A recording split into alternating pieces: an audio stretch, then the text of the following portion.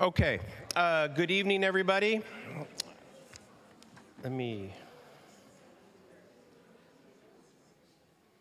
Okay, I'm getting feedback on my computer. Okay, good evening, everybody. Welcome to the City Council meeting. Today is September 2nd, 2025. I'd like to call the meeting to order. And I would like to ask Councilmember Andrews to say the Pledge of Allegiance for us, please. Please stand if you're able to.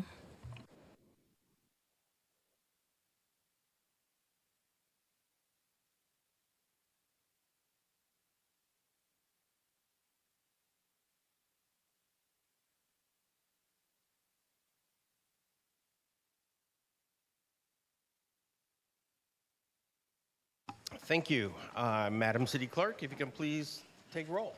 Yes. Thank you, Mr. Mayor. Good evening. Councilmember Andrews. Present. Councilmember Bonilla Jr. Present. Councilmember Goldstein. Present. Councilmember Roach. Present. Councilmember Sire. Present. Councilmember Cermeño. Presente. Mayor Salinas. Present. Thank you. Next is closed session announcement, and Mr. City Attorney Lawson, please. Thank you, Mayor and Council. The closed session convened at 5:30. The council discussed two items. One was a property-related item. The other was pending litigation. The council took no reportable action on either of those items. There were two other items for which the council did not have time. Thank you, Mayor. Thank you. Our next item is public comment, and I have a few public comment cards. Let's see.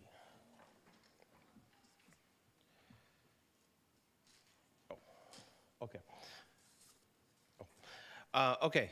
First comment is from Lucy Lopez.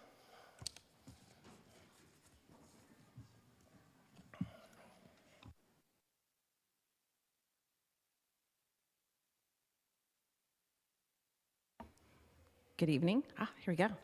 Good evening, Mayor Salinas and esteemed council members. On behalf of the Hayward Chamber of Commerce and my board of directors, I'm here this evening to express our gratitude to the many community partners who made the downtown Hayward Summer Street Parties another year with tremendous success. These community events brought together just under 20,000 attendees, which was roughly about just about a 20% increase from last year. Families and businesses were brought together by some new things we're piloting to bring more participation and attendance to the events, but really brought us together in ways that really reminded us on all why we love living here in Hayward.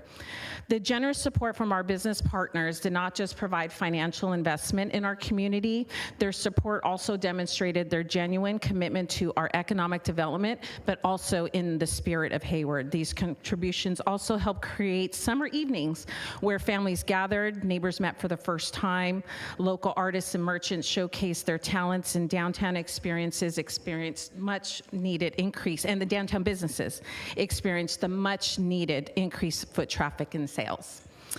Events like these do not happen without volunteers, without relationships, and community partnerships. And I really just want to take a minute to give a huge shout out and publicly acknowledge how these community sponsors stepped up to invest in our shared vision of having a bustling and connected downtown. First, the Hayward Area Recreation Park District. They were one of our premier and most strategic partners that really helped to make and bring Hayward alive.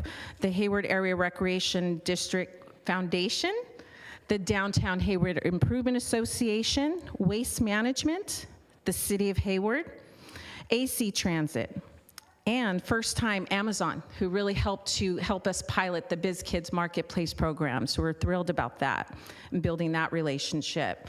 Also, Marathon Health, our friends at Buffalo Bills, the Bay Area Backyard Movement, RN Sound, and especially some key volunteers that, again, it would not have happened without their help. The Chabot Fire Club, and also our partnerships with Chabot, their entrepreneurship program department, as well as the Cal State University East Bay Up Club.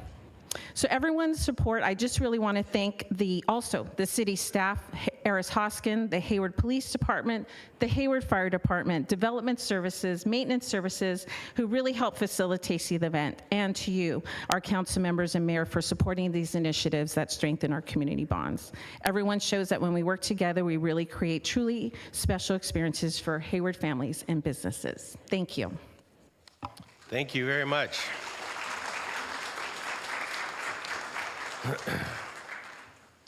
Our next speaker is Jose Ortiz.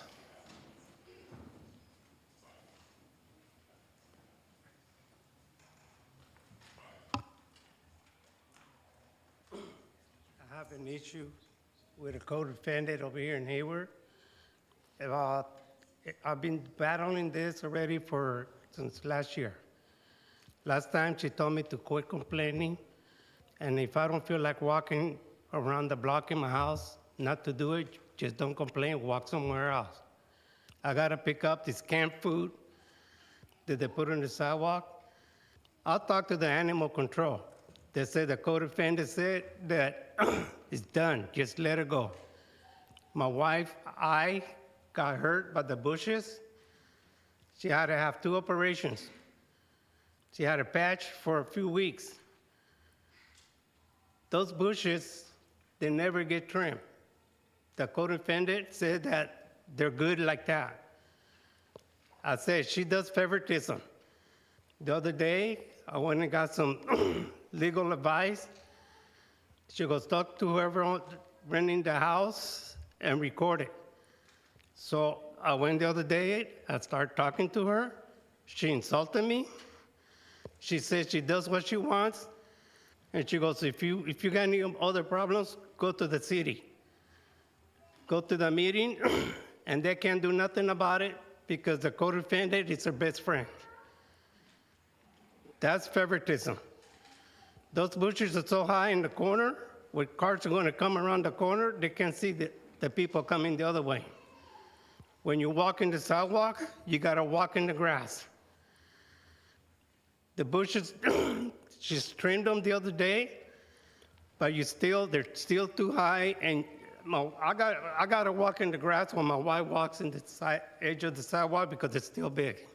They're cut trim, but they're sticking way out. City of Hayward is not doing nothing. I keep complaining. This lady keeps saying that everything is okay. And I'm kind of getting tired of this. I live here in Hayward. I've been living here in Hayward since 1969. I bought my house in 1972. I put my kids through college here in Hayward from me getting money from the house. All I want is these people here do something about it. I want to get some more legal advice to see what else I could do. Because I recorded her. I record everything she says. She cussed me out, everything. She rents a house. The guy that owns the house lives in San Francisco. He doesn't care. I called him, left him a message. He gave me a message back, really nasty, to deal with the person that he rents the house to. Now, this body need to do something. What am I supposed to do? I'm not going to walk nowhere else. I like Hayward. I like living here. I like where I live. But my wife's almost losing the eye. That's going to go to some kind of lawsuit or something to be done. City of Hayward's responsible as much as this lady is. So if one of you want to talk to me during the week, give me a call. I could come down here and have a meeting, show you the pictures when my wife was in the hospital. Thank you. Thank you.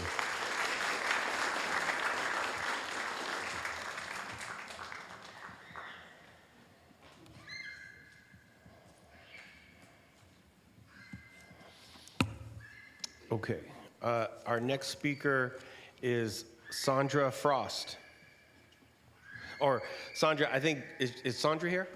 Sandra, you wanted to speak on the rent registry? Can I speak about it kind of obtusely instead of to the point because they had it on the agenda?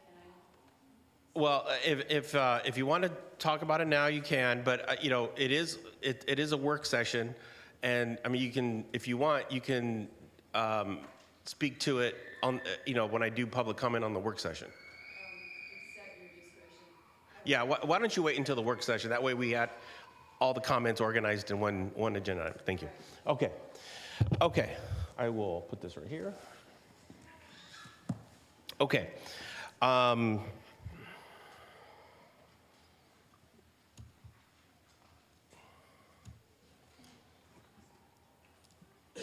Yeah.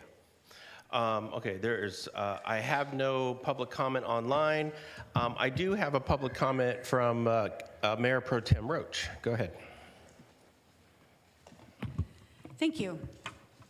I wanted to take a moment in public comment to address a press release that went out on Friday regarding Hayward's fiscal crisis and the situation that we're in. Maybe some of you have seen it, maybe you haven't. But I first want to begin by acknowledging the difficult but necessary steps our interim city manager, Adelman, has already taken to stabilize our finances. Together with our assistant city manager, Mary Hughes, and the executive team, they're working hard in trying to help us out of this situation, including holding vacant and unfilled positions, limiting discretionary expenses, and commissioning an independent review are all prudent and responsible steps that we're going to have to take. But more work has to be done to stave off insolvency. We're in a really serious situation. If we don't take strong action now, we'll be in trouble. Our general fund, which supports our core services that residents rely on, has been structurally out of balance for a number of years now, and we have to make that better. It didn't happen overnight. It happened over several years. We added several positions. We negotiated new labor agreements. We bought property. And some of these decisions, were made with the best intentions, but collectively it made the city vulnerable. Now with revenue coming below expectations for all sorts of reasons, I think we can all imagine, and overtime cost climbing, we're left with very, very few good options. That's why I believe tonight I want to send a very clear message, a consistent message to our community, that until we rebuild our reserves, there can be no new programs or spending commitments out of the general fund. Every discretionary dollar must be delivered toward restoring our stability. It's not easy to say not now to great ideas that are worthy, but if we don't protect our fiscal foundation here in Hayward, we risk losing the ability to provide essential services that make Hayward great. I'm committed to doing the work with my colleagues, our staff, and the public to make these difficult choices ahead so that we can be in better days ahead. And we've always come out stronger when we've had to deal with these difficult situations. So I say let's make the decisions now that will allow us to do the things we all want to do to protect all of our residents in Hayward. And I hope you'll have patience with us. I hope my colleagues will join me in this sentiment. But I just wanted to say that now because we all heard some difficult news on Friday regarding our budget situation. So thank you. Thank you, Mayor. Thank you, Mayor Pro Tem Roach. Councilmember Bonilla also has a public comment. Thank you, Mayor. I also just wanted to acknowledge the elephant in the room because there was a budget memo that went out. I think everybody on council has been receiving phone calls over the weekend, and I think, I personally just wanted to sort of explain to you my commitment to working with my colleagues and to working with all of you to help us get through this budget crisis so that Hayward could be, back in a stable, resilient, and thriving position. So this budget press release went out over the weekend. If you guys did not review it, I would encourage you to do it or talk to our city manager who authored the memo. But essentially it outlined that the city is in a financial budget crisis for a few reasons that Councilmember Roach outlined, but I'll also outline them again. But here tonight we find ourselves, not just tonight, but going forward, in a real pivotal moment of making difficult decisions. These decisions and the current state of the city's budget has obviously generated a lot of community concern, many from folks in the room that I'm looking at tonight. The reality is clear. Hayward is in the midst of a budget crisis. Revenue has fallen short of expectations. Spending has exceeded projections. Labor costs have risen. And on top of all of that, we're still facing uncertainty of federal dollars to sustain core services. Together, these headwinds, layered on top of long-term or long-standing structural deficits, threaten to deplete our reserves by the end of this fiscal cycle. We're not talking a year from now or 2 years from now. We're talking between now and the end of June. I share accountability for the situation that we're in today and how we got here. I think we all do. As leaders in the city, we owe it to our residents not just to acknowledge how we got here, but to learn from it and to ensure we do better going forward. I am committed to understanding the factors that led us to this moment and to doing the hard work necessary to rebalance our budget and to restore our reserves. As you heard from my colleague, Julie, the interim city manager has already taken some critical first steps. These are just the first steps. We're gonna have to be having harder decisions. We're gonna have to have more community discussion, but we've taken some immediate steps by holding open vacant positions, which is putting a strain on staff capacity across the city. We're limiting expenses. We're tightening our financial monitoring and controls, and we're preparing to bring in an independent fiscal auditor to review our budget and to help us understand how we move forward in the most sound and fiscally responsible way. These measures are important, but like I said, they're just the beginning. This is the moment that demands collective resolve. Every council member, every city staff member, and every community member must pull together to meet this moment. The difficult decisions before us will be hard. Look, it's budget reductions. We're looking at having to cut over $20 million. That's a lot of money. And it's gonna be uncomfortable and it's gonna be painful, but it's absolutely necessary if we wanna protect public service, preserve the jobs of the people who deliver those services, and restore the financial health of our city. The consequences of failing to act are simply too severe not to act. I believe that we will all rise to this challenge. We must be relentless in setting priorities, disciplined in making tough decisions, and firm in our commitment to course correct the issues that brought us here. This is not the time for division. The only way forward is together, united, clear-eyed, disciplined, and determined. Hayward has always been stronger when we stand together, and we will prevail only by meeting this moment as one community. As I had mentioned, I'm committed to doing this hard work alongside each of you to rebalance the budget, rebuild our reserves, and to ensure Hayward emerges stronger, more resilient, and more prosperous to tackle the future. We owe nothing less to the people of Hayward. And with urgency and thoughtfulness, and unity and accountability, I know we can and we will deliver a balanced budget and help the community move through this. That's my commitment to all of you and to this community that I love so much. Thank you, Mayor. Thank you. Councilmember Andrews has a public comment. Yes, I'll be brief. I just want to acknowledge the memo that also went out last week, but also want to thank the regional partners that reached out to us after the memo was released. I want to thank the Alameda County Supervisor, Lisa Marquez, who reached out and made sure to acknowledge her efforts in making sure that she is seen as a partner as we transition during this time. I also want to recognize Hayward Area Recreation Department Director, Sarah Lamnin, who also is interested in partnering during this time. There are also a series of different types of organizations that also reached out who are looking to partner for a variety of initiatives, but we also are looking at programs that are seen as programs that could be reviewed at a later time, but also to look at us reducing the workload on staff so they can focus on just projects that will keep our city moving forward and making sure that we are continuing to serve residents in essential services. But I also want to thank the nonprofit partners that we have here in Hayward and Alameda County, and also thank the labor and building trades for hearing what we are trying to do here at the City of Hayward to make sure that we are being responsible, being responsive to the needs at hand. And just, again, thank you for everyone that reached out after the memo. And thank you to our staff for being transparent in our situation and making sure that the community understands what issues are ahead and what we're going to do to resolve them. Thank you for your hard work on that. Thank you. Okay, I don't see any more cards or anyone online, so I have to close public comment and move on to city manager's comments.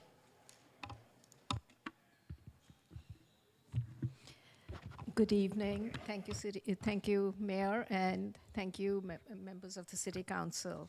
We have a couple of nice announcements to talk about. One is we had the edible gardening class. Public Works and the Utilities Department hosted another successful water-wise landscape class on edible gardening, and that was on Saturday, August 23rd. A total of 16 people attended this highly interactive class that was led by Loretta O'Brien, the founder of Pacific Gardens. Most of the class participants had established gardens, so there were in-depth questions, and it went into great detail about edible gardening techniques. Class participants left with some excellent plant giveaways, including the D. Chicho variety of broccoli, kale, lettuce, and chard, as well as a seed of mixed cover crops that could be used for up to 50 square feet of gardening space. So I invite all of you to come to our next edible gardening class or a water-wise landscape class. Next is our Hayward Open House. Hayward's annual airport open house will be held on Sunday, September 21st from 10 a.m. to 3 p.m. This free event will showcase static aircraft displays, classic cars, and equipment used by Hayward's police and fire departments, and will also feature food and drink vendors. Last year, the open house saw an estimated 8,000 visitors, and we're excited to host aerophiles of all ages again this year. So mark your calendar and join us. Thank you. Thank you. Yeah, I just really wanted to highlight that the airport open house. I did not know this until a few years ago, but you can potentially get your pilot's license before you get your driver's license. So the next time you're out there in the afternoon, look up. That is potentially a 16-year-old up there flying a plane. So, but I know I see Trustee Bruckner Carrillo out there, and I for sure know that those young folks are prepared to fly that plane, right? So anyways, and they also have booths out there to sign up. So if you're in high school, you can sign up to learn how to fly a plane. So that's always a great opportunity. So anyways, okay. Mayor Simmons, Yes. just one, apologies. When I made the report out of closed session, I omitted to report out of closed session on August 21st, which took place at 5 o'clock to discuss labor negotiations with all bargaining groups. The council took no reportable action. Thank you. Thank you, Mr. City Attorney. Okay. Next, we have a wonderful presentation. These are folks that are joining the city. This is item number 1, city commissions. City commissions adopt a resolution confirming the appointment and reappointment of members of the Clean and Green Commission, Community Services Commission, Library Commission, Personnel Commission, and of course, the Planning Commission. This report and ceremony will come to us by way of the city clerk. Ms. Lenz, go ahead. Thank you, Mr. Mayor. Good evening, Mayor, council members, city staff, and community members. The item before you this evening is the confirmation of appointments and reappointments to the city's commissions. Staff recommends adoption of a resolution confirming 18 new appointments, 4 reappointments, and 2 alternates. Most vacancies will be filled with the exception of 2 seats on the Clean and Green Commission and 2 seats on the Library Commission. This year's recruitment was conducted from May through August and generated strong interest, with 52 applications received. Outreach efforts included mailers to all residents, participation at citywide events, notices in the city newsletter, and information via social media. On August 19th, during the special work session, the City Council reviewed the commission report, which included member attendance and mandatory training compliance. At that time, the City Council agreed to move forward with 4 reappointment requests. to vacate 4 seats and place 3 seats on a monitoring list to be reviewed at the end of December.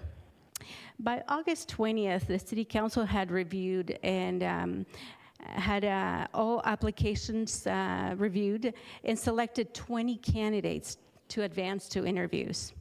Following interviews on August 26th, the City Council recommended 20 individuals for reappointment. The resolution before you includes, going forward. The resolution before you includes 7 appointments to the Clean and Green Commission, 3 to the Community Services Commission, 3 to the Library Commission, 4 to the Personnel Commission, and 1 to the Planning Commission, as shown on the screen.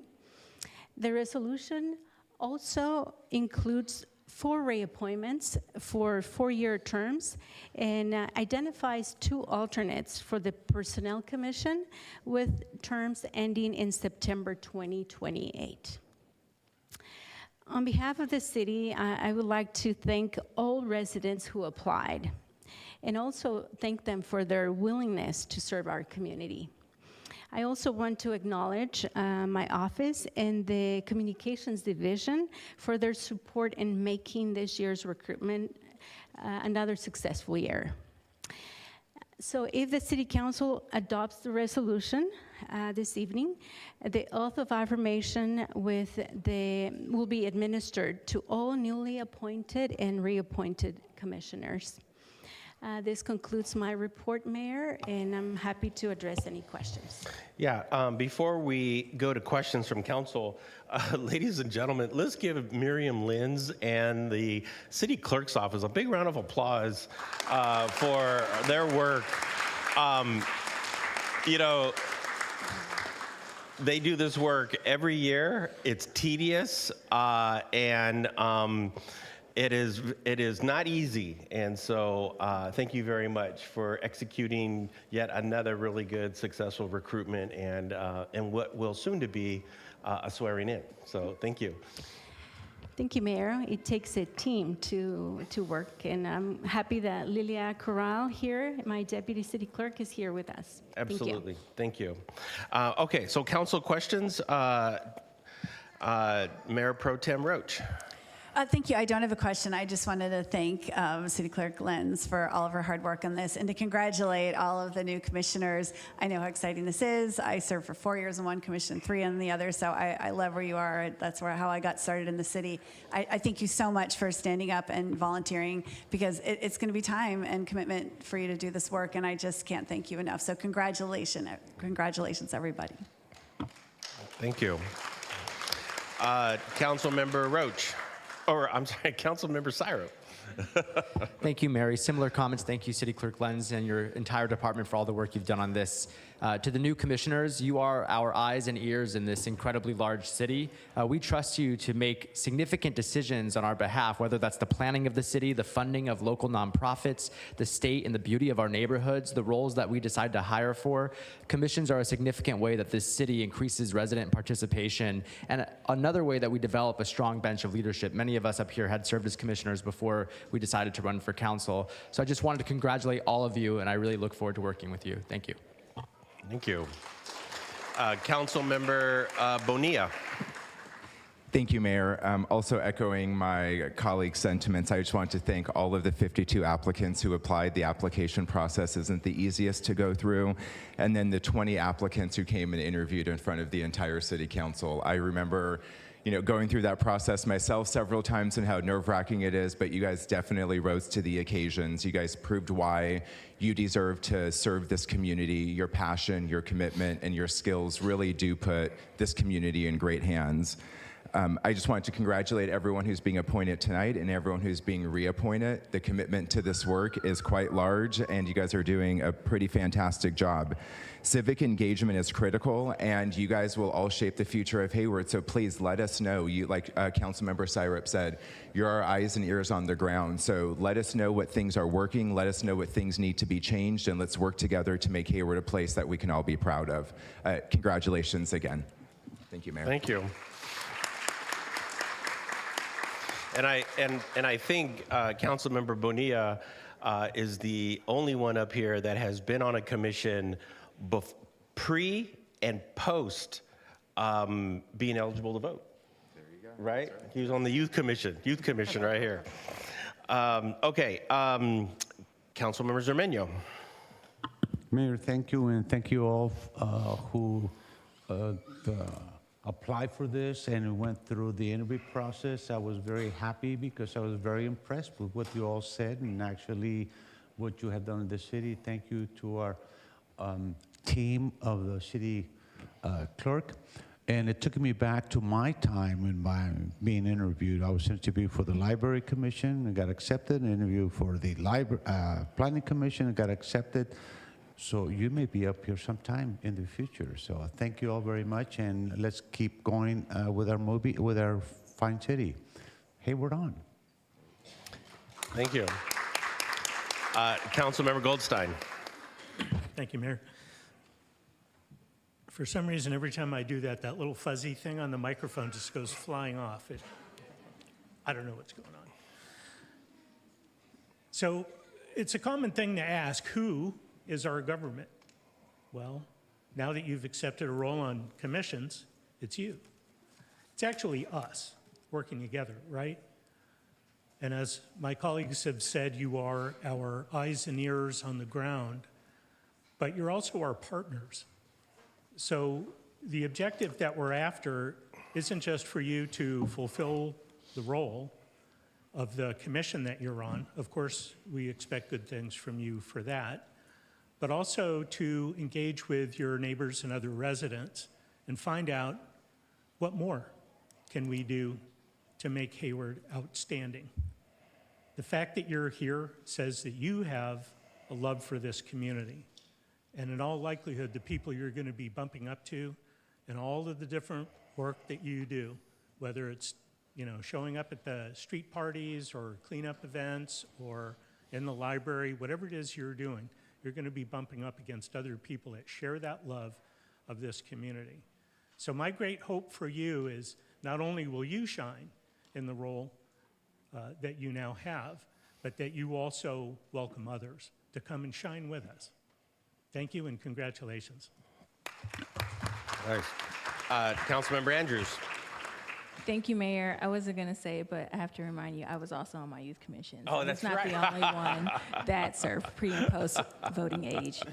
But I do want to say thank you all for submitting the application. Anyone that submitted an application that didn't get selected, don't let that discourage you. If you want to try again next year, please do so. We love seeing people who are persistent and have tenacity, and love seeing people who want to continue to serve their community even if they didn't get selected. These are still opportunities for you to engage in your community. I also want to thank particularly the Clean and Green Commission.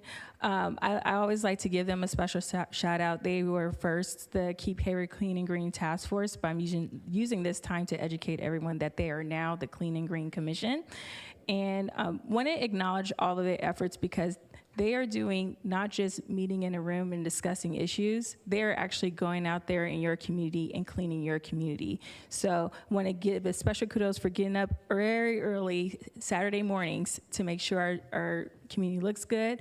But I also want to challenge every commissioner, no matter what commission you're on, adopt a block, participate in the cleanup, because that's where you really see how we all work together for something that is going to help everyone, right? So also want to give a special kudos to the Youth Commission for engaging in civic participation very early on, but also just in general over the past couple of years, I've just been seeing the Youth Commission way more active in engaging with other commissioners, seeing them at community events, volunteering. So please continue that hard work, and that will carry you throughout life. So thank you all, and thank you to all, and congratulations.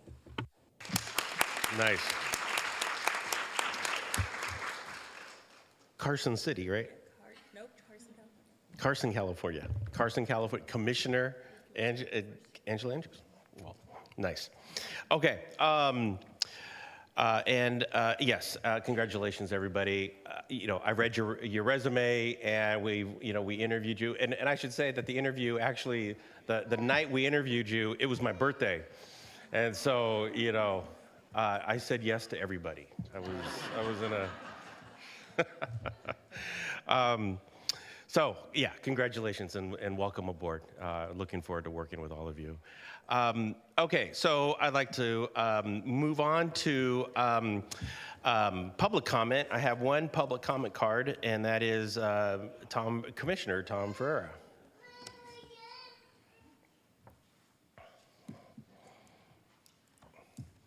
From the Clean and Green Commission. Hello, everybody. Appreciate this moment for our commissioners. I want to thank council and mayor last month doing the process and getting through the process and bringing forth great commissioners. And I also want to thank the 52 Hayward residents that also applied. That's really great. Thank you, city manager, city attorney, and especially Miriam Lenz, the radar MASH of the city. I really appreciate the work. And I also appreciate talking to a lot of the commissioners out in the audience today. I'm looking forward to working with them at the Hayward Clean and Green Commission and affecting a lot of different policies this city has in the future for all of us. So one more thank you for everybody. Thank you. Nice. Thank you so much. Thank you. Okay, so I'd like to close public comment and then come back up to the dais. And what I'll do is I'd like to move the item, and let's see if we can get. Thank you. I will second the item. Moved by Mayor Salinas, seconded by Mayor Pro Tem Roach, and Madam City Clerk. We can vote. Yes, thank you, Mayor. I'm going to go ahead and start the roll call, start voting, and maybe you want to refresh and see if you see the voting option on your iPads. Okay, thank you. And I believe it passes unanimously with 7 votes. Congratulations, everybody.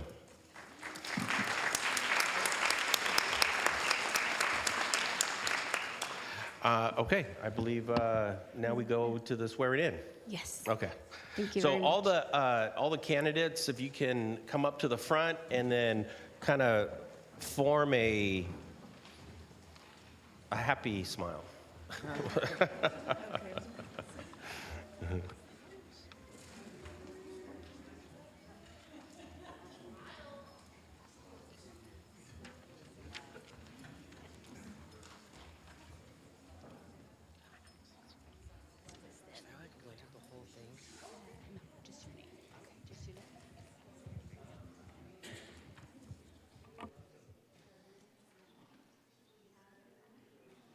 There we go. Do we have everyone? I think we do. All right. So, okay, if you could please raise your right hand. And please go ahead and state your full name. I Barbara Medeiros. I, Lucretia Whitener. I, Bonnie Tendencia. I, Angela Ramos. I, Jayendra Singh. I, Thomas Ford. I, Taiga Noel Varlack. I, Edward Moore. I, Jacqueline Felix. I, Elvin Sledge. I, Christian Loza. I, Sergey Melnikov. I, Peyton Waterman. I, Miria Tegbadi. I, Michael Garcia Picasso. I, Kyle McRae. I, Lanita Wheeler. I, Calvin Wong. I, Herminia Ruiz. I, Vasco Yorgov. I, Daisy Maction. And would you please repeat after me? Do solemnly swear or affirm that I will support and defend the Constitution of the United States and the Constitution of the State of California against all enemies, foreign and domestic. Go ahead.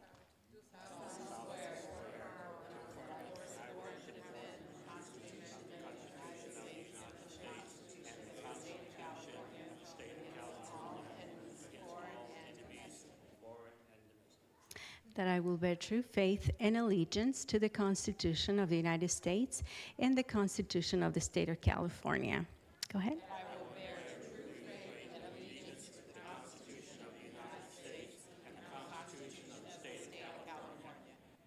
That I take this obligation freely without any mental reservation or purpose of evasion. Go ahead. That I take this obligation freely without any mental reservation or purpose of evasion. And that I will well and faithfully discharge the duties upon which I'm about to enter. Go ahead. That I will well and faithfully discharge the duties upon which I'm about to enter. Okay, you may lower your hands. Mayor and council members, I present to you the new commissioners.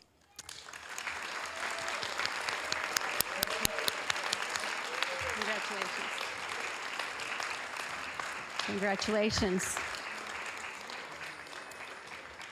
Congratulations. And I don't know if this is a picture opportunity, so I don't know if our why don't we take a 7-minute break for pictures, and then we can quickly move this outside. But yeah, 5 minutes to take pictures. Thank you. Or 7 minutes, 7-minute break.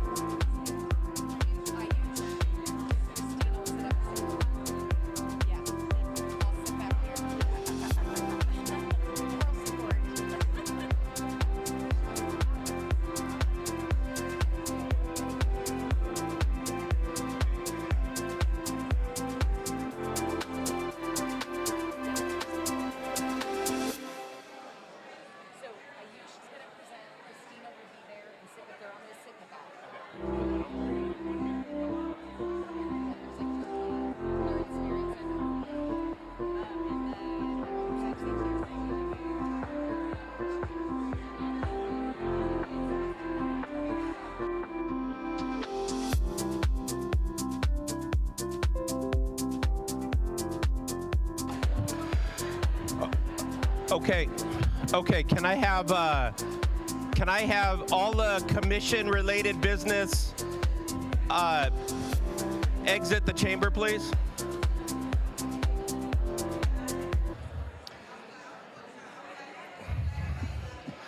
Ladies and gentlemen, can I have all commission-related business outside in the lobby, please? Thank you, thank you. Thank you to the sorority in pink.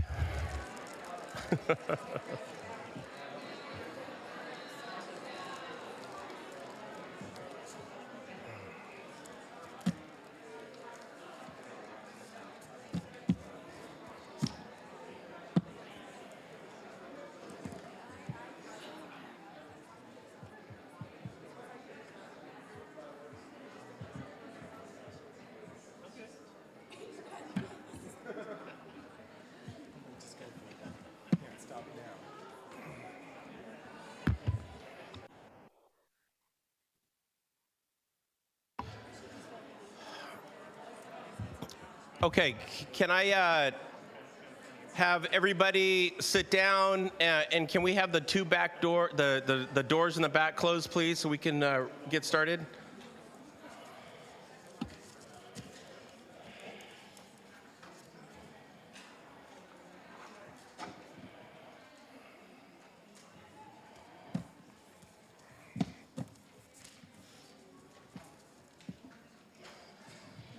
Okay, thank you.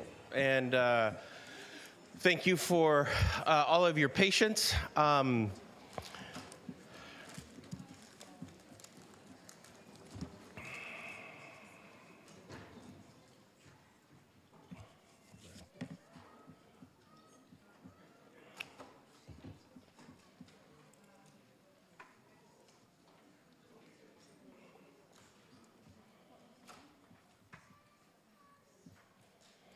Okay.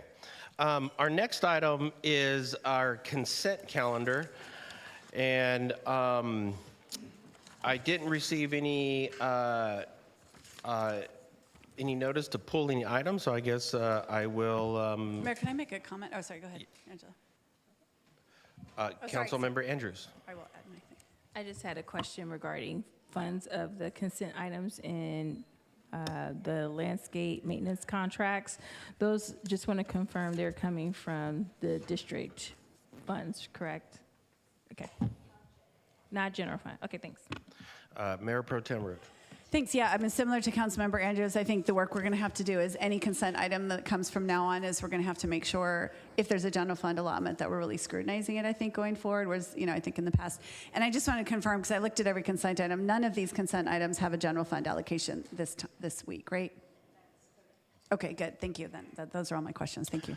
Thank you. And so there are no other public comment or no other council comments. I'll open it up for public comment. I don't have any cards and I don't see anybody online. Let me make sure. I don't see anybody online, so I will close public comment and I'll entertain a motion. I'll move it. I'll move the item. Moved by Mayor Pro Tem Roach, seconded by Councilmember Andrews. And if there are no further questions or comments, and if there's no objections, we can unanimously pass this consent calendar. Thank you. Moving on to our work session. This is item number 9, a work session regarding the feasibility of a rental registration system. This report is going to come to us by way of our Development Services Director, Sarah Bowser, but I do see We're going to hand it over Christina to the Morales. Yes, to the Deputy Director, Christina Morales. And Mr. Patel. Good evening, Mayor and Council. I'm Christina Morales, Deputy Director of Development Services. With me here tonight is our Management Analyst, Ayush Patel, who has been researching this topic and prepared the report for you. Thank you. Good evening. So as Deputy Director Morales stated, today will be the work session for the Rental Registration System, or RRS for short. Next slide, please.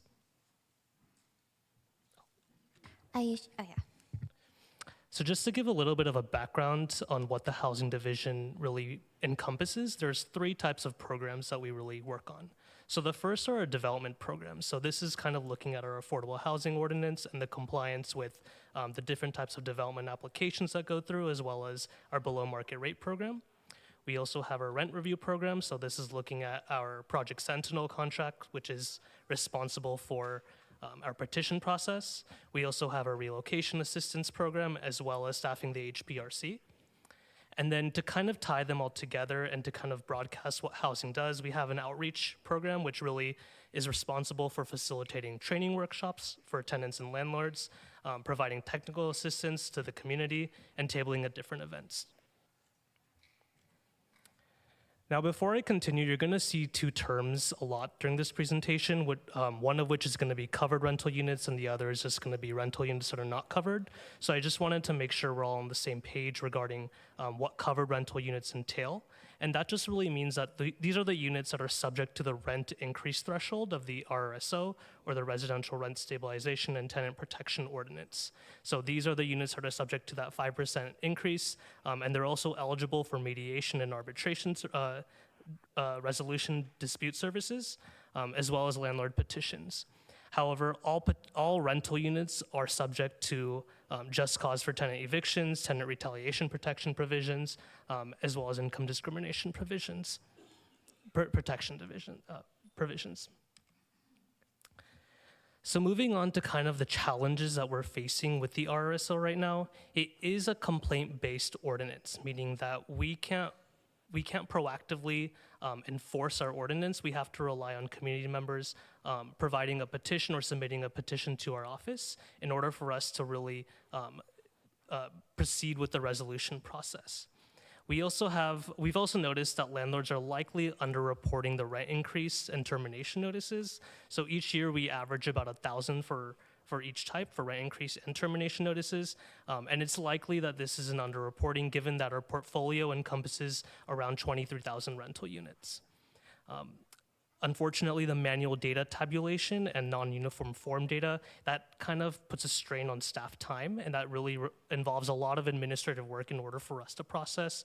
And furthermore, this issue is compounded by the fact that the lack of data, it doesn't provide a very broad picture of Hayward's rental market, which puts us at a disadvantage when we want to look at housing policy decisions we would potentially make in the future. So moving on to what a potential tool to kind of resolve these challenges would be a rent registry, or RRS. And that, if you see in table 1, there's different components that would be really, that would contribute to a rent registry, from the landlords, tenants, rent, unit information, and notices. So for the landlords and tenants, we'd really collect information on contact information as well as tenant names, if that's what the council were to decide. We'd also look at the rent, see what kind of rents are being instituted, what type of rent's being instituted, what percentage is instituted, the date of the last rent increase, and those kinds of details. And we'd also look at unit information, such as the number of units within the for that specific property, and the types of notices that we collect. So just to kind of highlight the advantages, this really, first and foremost, it proactively enforces the rent increase limits for the covered rental units that I discussed earlier. And that's important because it kind of shifts the RRSO from being a more passive ordinance to a more proactive ordinance. But importantly, it also provides micro-level rental inventory data that can really shape the housing policy decisions that the council may want to consider in the future. So those are kinds of the 2 main advantages. Unfortunately, though, this program, as I'll kind of go into in more details in the next few slides, it will accompany a cost to the general fund, as well as an increase in our rent program fees. So one of the key things we learned that's essential for the implementation of a rent registry when we surveyed neighboring jurisdictions is that you really need an appropriate staffing level in order to ensure that an efficient implementation program or a rent registry.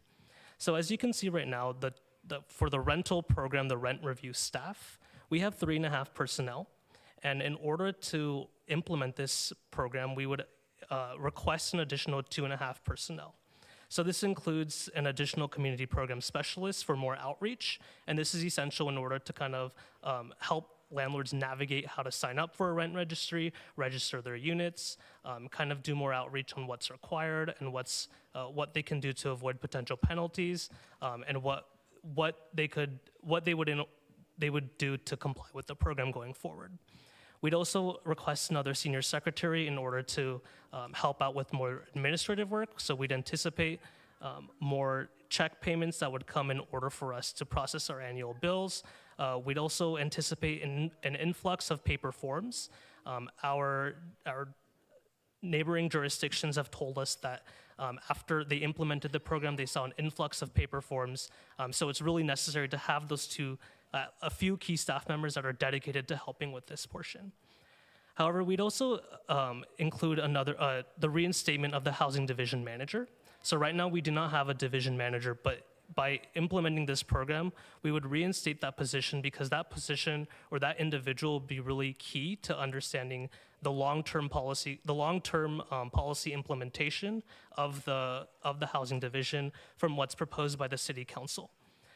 And because of this reinstatement, there would be a little bit of a reorganization that would occur, and that would cause a general fund impact of around $250,000.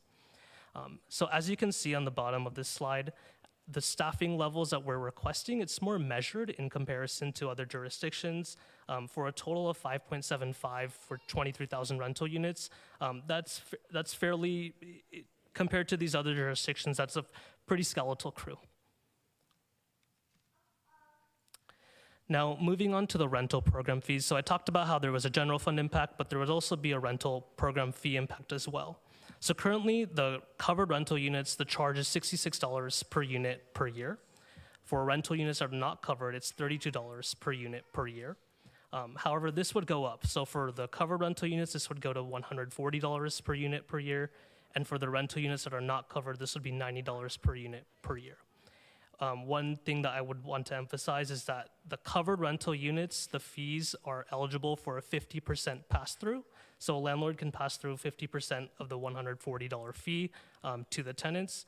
But for the rental units that are not covered, those fees are eligible for a 100% pass-through. So a landlord with that unit can pass through the entire $90 to the tenant. So again, kind of comparing ourselves to the neighboring jurisdictions, the proposed fees that we have are mostly in line with all the cities. The exception would be the city of Berkeley, which it looks to be a significantly higher fee compared to what's around. So the staff's recommendation, given the lack of staff capacity in the housing division and the general fund budget deficit, staff recommends reevaluating the financial feasibility of implementing an RRS in a year. And during this time, staff will continue to monitor funding options and evaluate the capacity of the housing division. So with that, I'm happy to answer any questions. Thank you. So this is a work session. There will be no action taken tonight. So we'll go straight to public comments before we get comments from the council. I do have quite a bit of cards up here. So what I'm going to do is we have received plenty of email over the last few days. I wanted to thank you for that. And so what I'm going to do in the interest of time is I am going to reduce the public comment to a minute. However, what I will do is I will monitor the comments, and I will, as I'm not going to cut it off right at 1. I'll see how you're doing, and I will make a decision to end public comment. So it'll probably be more around a minute and a half. And if there are comments that are before you that you agree, it is okay to say I agree with the commenter, with the speaker before me, and you can move on. So we'll see how that goes first, and then I will proceed. All right. Can we do 2 people who have waited an hour and 15 minutes to give comment on this issue that we've delayed since June? Can we give at least 2 minutes for their comment? I will do 2 minutes. Thank you. Absolutely. Okay, so 2 minutes. All right, Madam City Clerk. Okay. First speaker is Sandra Frost.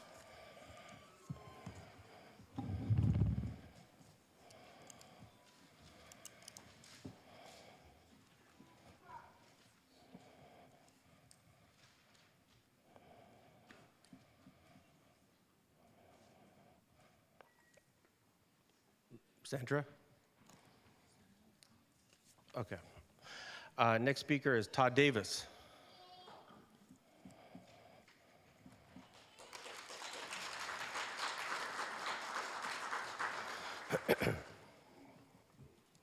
No, you just got to hit the button. Good evening. Okay. I wasn't expecting 3 minutes, Mr. Mayor, but I want to say good evening to all of you. I'm here to speak about the rental registry. I will just go off the cuff and simply say that it's a program that's been much needed and has been much requested for years in Hayward. We all understand that rental increases sometimes are unforeseeable. We also understand that there are many people out there who do not have the protections that they need, whether it's legal protections, whether it's counsel, whatever it might be, for them to adjust and address when they get unfair evictions and when they get unfair rental increases. That's when the city needs to step in and be that person who speaks for the vulnerable, who speaks for the voiceless. For people who don't know me, Hayward is my city. I grew up here. I actually served on a couple of the commissions with Councilmember Ray and Councilmember Roach. So it's a city that I am deeply entrenched. And I want to put this before you. Being a member of the NAACP, being a youth advisor for the youth in college, isn't my only defining, if you would, characteristic. I care for the stability and the security of every resident in Hayward. And if in fact a rental registry can help improve the lot and help improve the housing stability for our residents, I hope the council will, and I'm trying to say I hope the council will approve it. I know we have difficult budget decisions ahead. I do not envy you guys sitting in those seats, and I appreciate that you guys took the time to run and that you're there making the tough decisions. But these are one of the decisions that I hope you look at and prioritize over the budget conditions. Thank you. Thank you. Our next speaker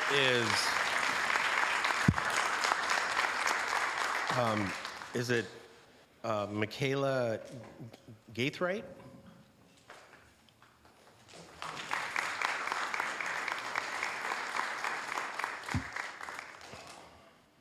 Hi, everyone. One second, I have notes. Hi, my name is Michaela Gathright. I'm a youth branch member of the Hayward South County NAACP, and I'm here to speak out against the illegal rent increase in our community. As a student, I find this issue incredibly disheartening. I can only imagine the stress and heartache that other students in Hayward are going through, watching their parents struggle to pay rent.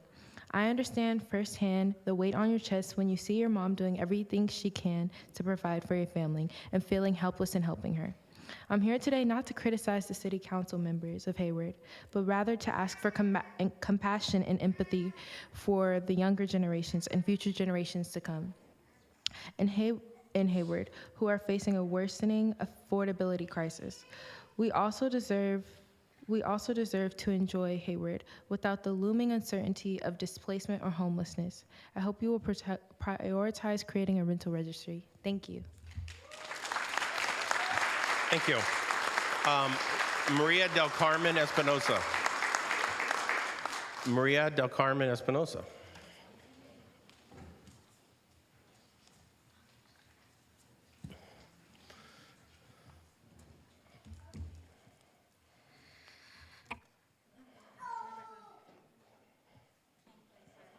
Again. There you go. Oh, okay. Hi.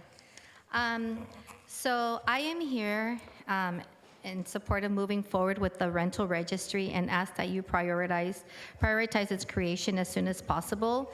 And this is my why. My name is Maria del Carmen Espinosa, and I live in the Lord Tennyson apartment, as well as all of us. I am here today because my neighbors and I have been experiencing serious violations of our renters' rights. We have repeatedly faced rent increases without ever receiving proper written notice. Instead, we are told verbally months later, after we've already been charged late fees we didn't even know about. For tenants unable to pay these unexpected fees due to financial stress, management has even issued 3-day notices of evictions. This is deeply unfair and frightening for families who are just trying to stay housed. In my case, I went into the office to demand an explanation for these late fees. The regional manager, I believe her name is Katie, the only person willing to actually speak to me, looked me straight in the eye and said, quote, "It is not their job to inform tenants of rent increases," end quote. Imagine being told that while still being charged fees and threatened with eviction. I am not alone. Many of us at Lord Tennyson Apartments have made multiple appointments to sit down with management, yet again and again, they either don't show up, forget the appointments, or just give us the runaround saying that they're still figuring it out. This shows not only neglect, but a complete lack of accountability. In all my years of renting apartments, I have never experienced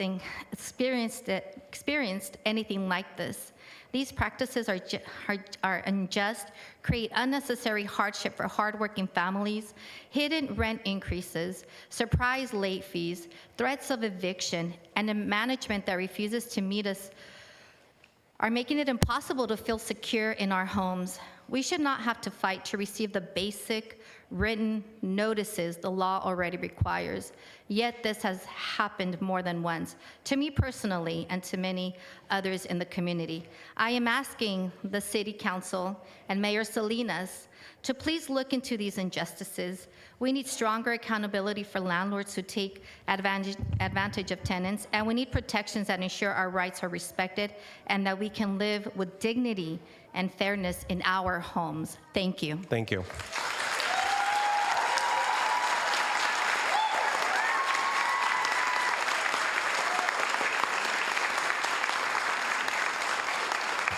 Is it Donna Guidry? Good. How do you say it? Guidry. Okay. Thank you. Hello, my name is Donna, and I'm also a tenant at the Lord Tennyson's apartment. I want to speak on about 4 main issues we are facing: the lack of communication, serious maintenance concerns, rent increase without proper notice, and 3-day notice evictions.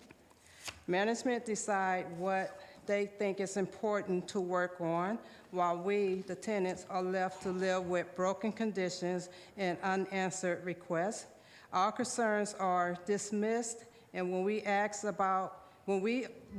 for explanation, we are giving the runaround. On top of that, my own rent was increased without any notice, and we are threatened with 3-day notice eviction. I personally have experienced this twice, in 2024 and again in 2025. Can you imagine the stress that's put on me and all of us to keep our families housed? We deserve clear communication, timely maintenance, and dignity of knowing our rights will be respected. I urge City Council and Mayor Salinas to hold management accountable and protect the tenants of Lord Tennyson's apartment. Thank you. Thank you. Thank you. Our next speaker is Ro Aguilar. Ro Aguilar.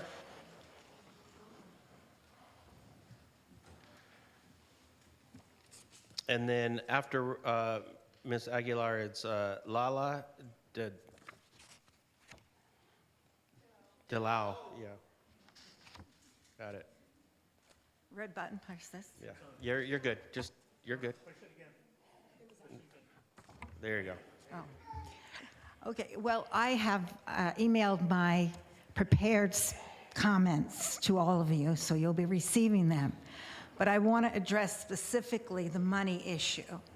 I didn't realize that the city was going to plead poverty to not be able to help people that are part of our strategic plan, that are vulnerable, that are losing their homes because we are not doing our job as the city to enforce the rules. We're not doing it. And I know that there was some ARPA money that wasn't spent on housing. This is a housing issue. It could have been used, but that money could have been used for this, but it's into the general fund now and gone. So it's very disappointing and very disturbing. And the cost of rentals continues to increase, and the competition for rental units is at its peak. Now, I don't know if any of you have been renters and not had enough money to pay your rent, but it's not a happy situation. And you're being asked now to choose between a budget issue that really needs long-term planning, not just a decision right here, right now on one item that is badly needed, or protecting vulnerable residents' housing so they don't become homeless. You're either going to spend the money now or spend it when they become homeless. And I urge you to spend it now to keep their housing and not when they're out on our streets. Thank you.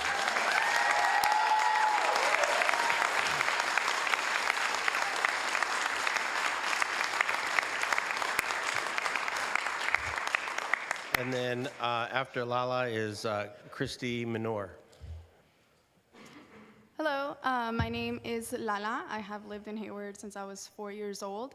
I am also a single mother of twins who are here in the crowd. They should be getting ready to sleep, but I do feel like this is important, as every time I have got a notice that my rent was going to be increased, I waited for them to go to sleep until I could finally cry, because I cannot afford that. I love Hayward so much. I love my community, but since I was 4 years old, I have constantly been seeing my community members get forcefully displaced. So many of our community members are gone because they couldn't afford their next rent. And that's why I am here. I am here in front of all of y'all, and Mark Salinas, I know I always say that you were my professor, and I don't say that as a gotcha moment. I say that because it's my responsibility as somebody who was your student while you were running, and I went out to my loved ones and my community members, and I said, hey, there is a mayor talking about social justice and community organizing and the power of the people. I think you should vote for him. And I think it's my responsibility to stand here and remind you what kind of mayor you wanted to be and what kind of mayor you told your students you would be. I am here because I stand in full solidarity with all of our community members, our single parents, our immigrant community, our Black community, our marginalized community, and our students who also, while I was a student, faced a large number of unhoused insecurity. So I am pleading to each and every one of you as somebody whose parents live in Hayward. I live in Hayward, my children live in Hayward, and I am tired of seeing individuals full of culture, full of history, full of this is their home, having to be forcefully displaced, and I never get to see them again. These are our family, and we should fight for them just as you would fight for your family as well. Thank you. Thank you. Christy Minor. And then after Christy is Drew Balthazar. Good evening, Hayward City Council. My name is Gina, actually, and I was born and raised here in Hayward, went away for college, and came back, and am now a resident voter. I came back to be close to my family. Christy and I are organizers with FHA Action Fund, leading our canvassing campaigns, talking with residents in Hayward for about 3 years now. I'm here today in support of a rental registry in our city. A complaint-based system is clearly not working for our residents.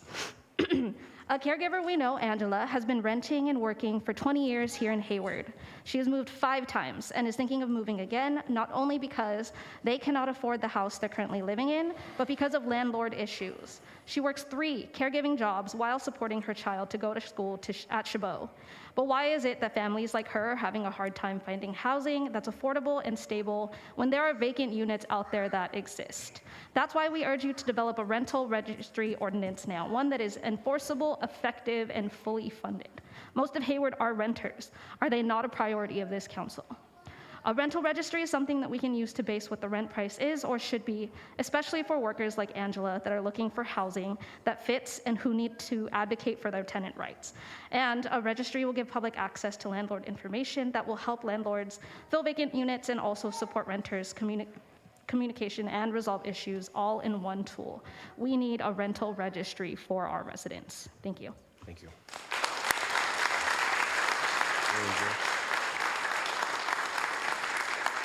And then after Drew is Lonnie Lamido. Good evening, Council. My name is Drew. I've been a Hayward resident for most of my adult life, almost a decade at this point. You've been hearing from everyone in this room, renting sucks. Not to put too fine a point on it, but it sucks, and everyone in here in this room has a story about a landlord that has caused them problems and caused them stress in their life. And there's tens of thousands of people who could not be here tonight to share their story. I want you to improve the lives of so many of your constituents. It is wild how much you can improve their lives with just like one ordinance. The security, the safety, and the monetary security you could provide to so many of your constituents in one fell swoop, it boggles the mind you wouldn't do this. Thank you for your time. Thank you.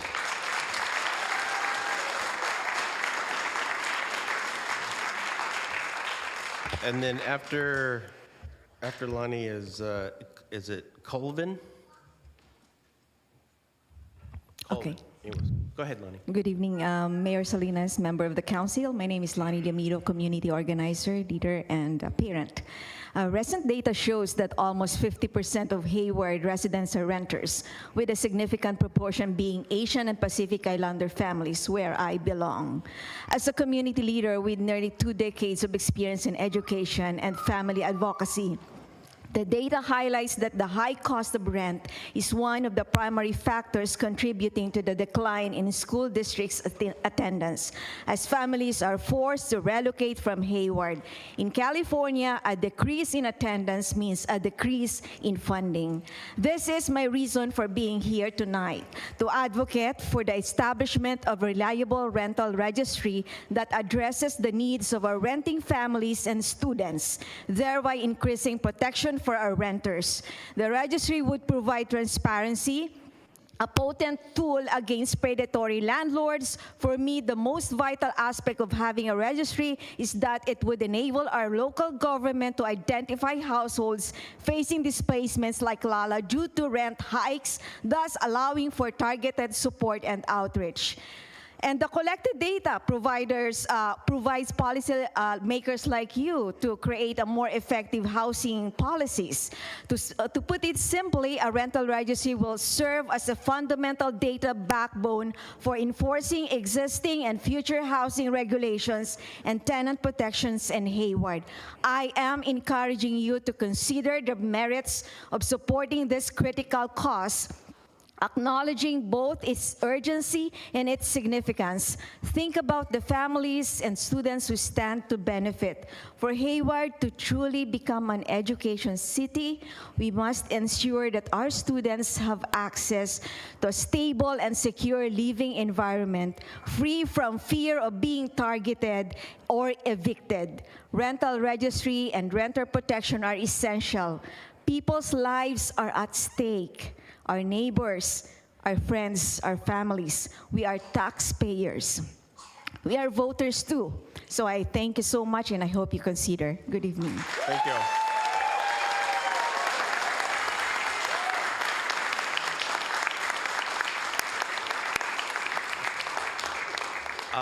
First name is Colvin. Well, I would say it, but is it Colvin, I can't read the handwriting. No, last name, is it Nusier? Well, is the first name, is there a Colvin in here? No? Okay. Next speaker is Jeffrey Kurohara.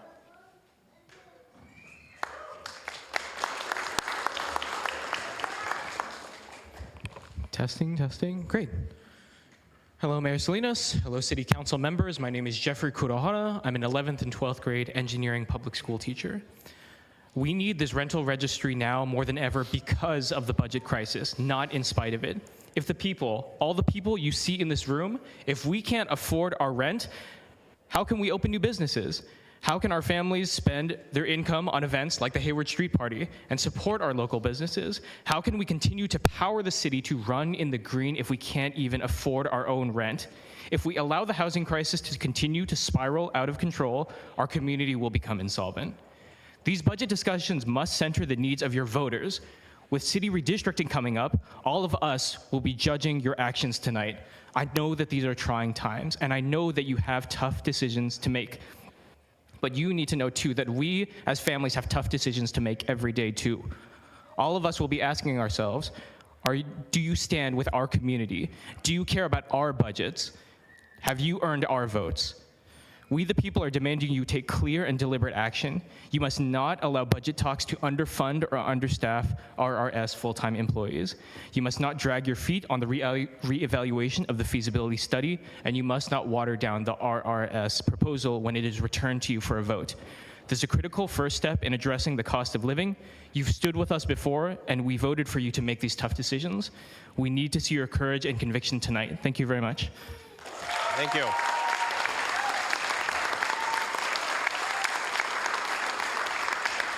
Next speaker is it Taryn?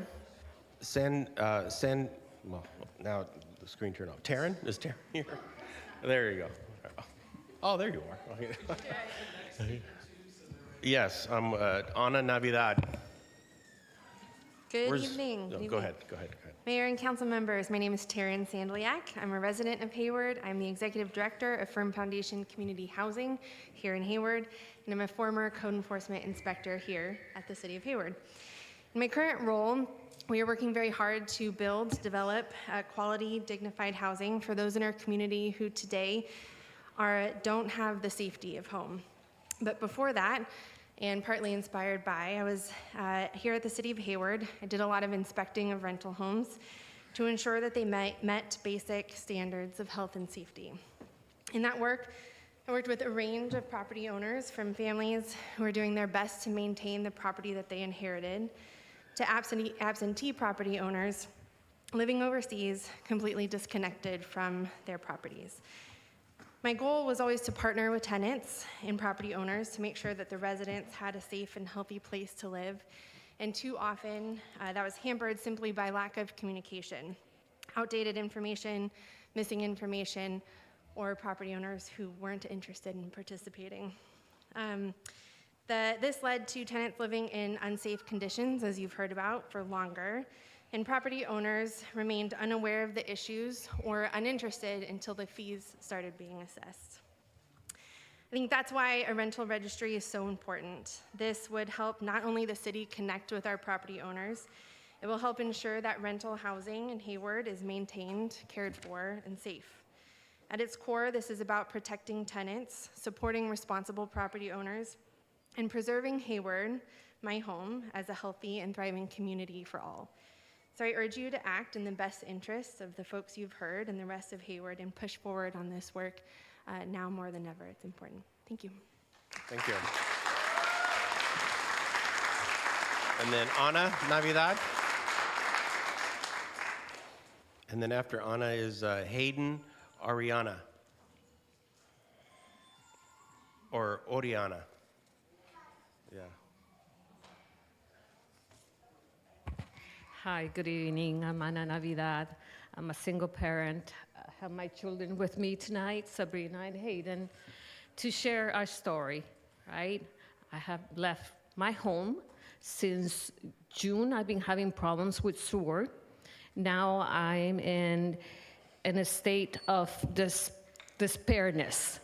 I've been living in hotels. I've been renting out a room from my cousin, and my kids' insecurity and stress is horrendous. So please, pass a resolution that can help people like us, where inspectors can come on timely and do inspections so they can help us, where you can have, and by the way, Inspector number 1, Mr. Ronald, is wonderful. Shout out to him. Number 2 will be not to ask so much for deposit. They asked me for 3 months deposit.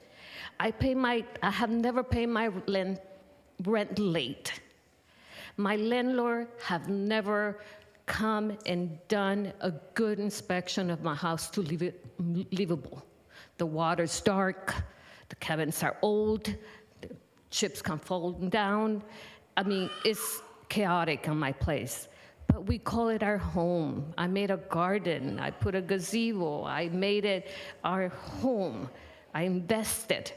And now I don't know where I'm gonna end up with my family. It's heartbreaking when you put your everything to make sure the landlord knows that I'm there paying my rent on time, never paid it late. 3 months ahead on rent. Set guidelines and set restrictions for them to come out and fix things promptly, to clean the sewer that is standing under my house, that is mildew growing to where I cannot have my kids walk in my house because it's unbreathable. So please, help us out. Make restrictions on rents higher. Now I'm sure he's gonna put my rent higher now that I'm asking to get all this work. Have someone reliable to pay for my rental for my hotel that I've been paying out of pocket and getting in debt because I need to pay a hotel for me to sleep in. So please pass resolution to help me and families like this that are struggling to make ends meet. Thank you for your time. Thank you.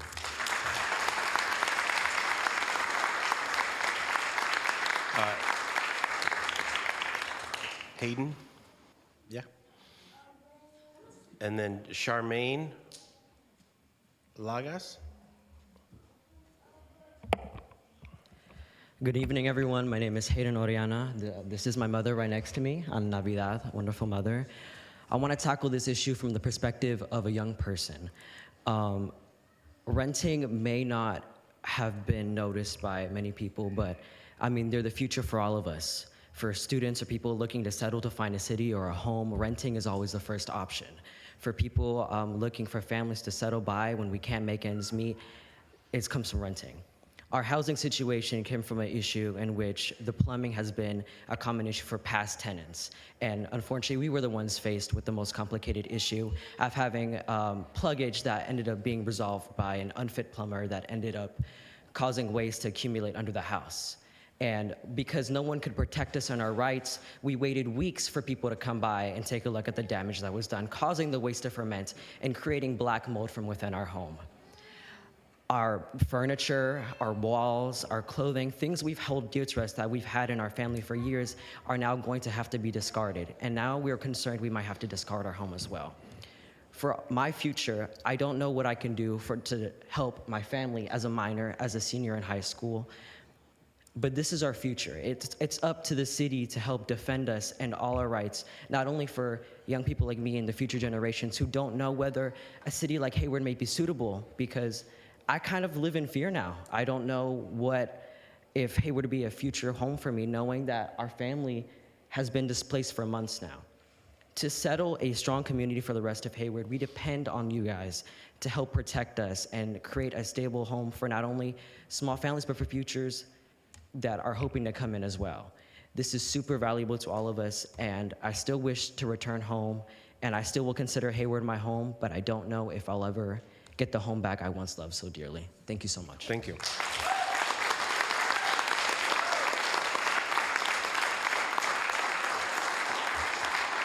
And then after Charmaine, it's Rex Lay. Mayor Salinas and council members, good evening. My name is Charmaine from FHA Action Fund, and our organization has been speaking with Hayward residents around housing issues. After hearing stories like the ones you've heard tonight, I want to advocate for the creation of an enforceable rental registry for Hayward. I am here to speak on behalf of one Hayward renter who would like to remain anonymous, but shares a common experience with others we've spoken with. They say, I have been living in Hayward near D Street with my mother for several years, but recently I've seen an increase in car break-ins in my neighborhood. My mom's car has been stolen 3 times within the last 2 years. We have brought this up to our property manager and landlord to see if there are safety measures they can put in place to prevent this frequent occurrence, suggesting cameras at minimum, which was also mentioned by police when they were called, saying that there should be cameras in that area. Up to now, there hasn't been anything done to protect my family or neighbors and our property. On top of the issue of safety and the extra expenses forced upon hardworking families due to property being taken or damaged, rent has been increasing every year, and we no longer know how long our income will be able to sustain living in Hayward. Without a registry, city staff rely on inconsistent and inaccurate public records to chase down these property owners and managers, while working families live in unsafe conditions and experience illegal rent increases and are forced to relocate while they wait for the city to respond. A rental registry will provide the city with data to make better decisions on future housing policy.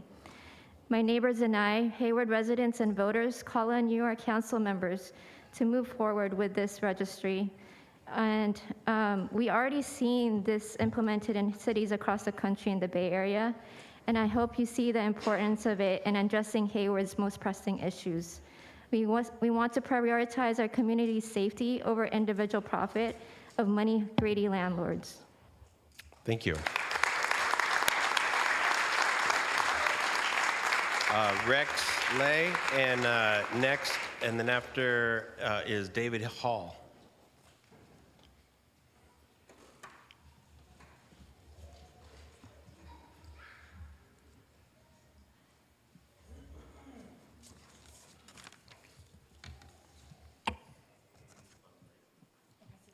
Yeah, red means go here. Hit it again? Okay, there you go. Okay. Evening, Mayor Salinas and council members. I'm Rex. I'm here tonight speaking in support of the rental registry, and not just because it benefits tenants, but like you have a lot of homeowner constituents. And at the end of the day, it's just a database to keep track of who owns a rental unit and who rents. And we know there's been quite a few landlords who like to show up to these meetings pointing out how there's a lack of safety in their occupation, and with tenants like saying that their tenants skip out on rent and take off with their valuables that they leave around the house. With a registry, they got a name and can further like vet any potential replacement. So we've seen the slides. It costs less to have Netflix every month than maintain a rental registry. So council members, while Hayward's going through a housing crisis, would it not benefit the community that we have a way more to more accurately track business transactions and see how it affects both from a provider side and a recipient side? Thank you. Thank you. David Hall, and then next speaker is Daisy Maxion. Good evening. Thank you for your time and the work that you're doing. My name is David Hall, and I'm a legal director of the Tenants' Rights Team at Central Legal de la Raza. We provide legal services to Hayward tenants in partnership with the city. I've been doing this work for almost 20 years. I'm in the courthouse on Hamador Street at least once a week, defending tenants, and we are still deep in a housing crisis. Now, rent registries allow cities to better make use of their existing tenant protection laws, which includes just cause for eviction, rent control, your code enforcement program. Hayward has good laws in this area, and what this allows you to do is enforce those laws and make sure they're complied with. Critically, a rent registry, when a city has access to the information in a registry, they can ensure compliance with these laws. Now, this can solve housing disputes before they get to the courts, before the courts are involved. A lot of disputes between landlords and tenants have their genesis in a lack of understanding of what these laws are and how to comply with them.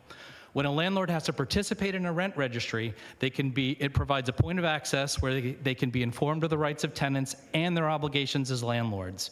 Many of these disputes are not based on malice, but on a lack of understanding. With the rent registry, many of these conflicts will never happen because they understand, hey, I can't do this kind of rent increase.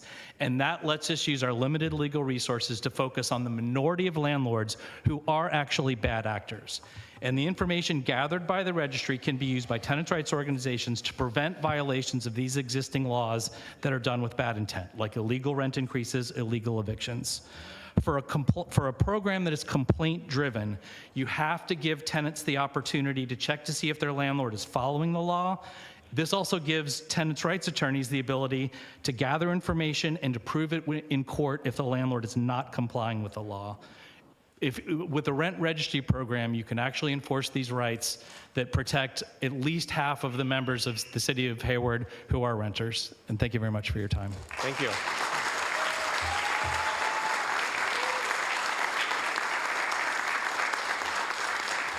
And then after Daisy, is it Ariana Castellanos? Okay. Hey. Good evening, Mayor and council members. Thank you so much for your time. And also thank you, Councilmember Goldstein, for meeting on behalf of this issue as well.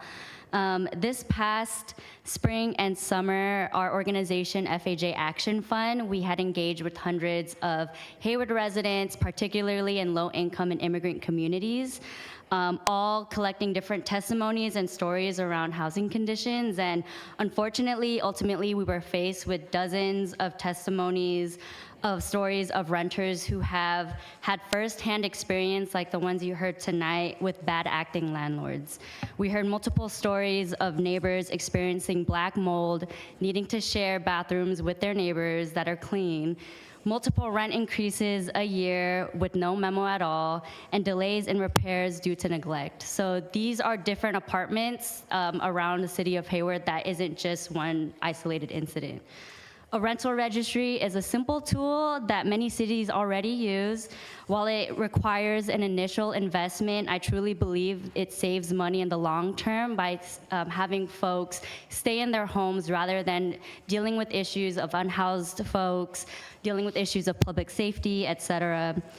Cities like Berkeley and Palo Alto have these registries, and it allowed their leaders to better track and respond to housing issues.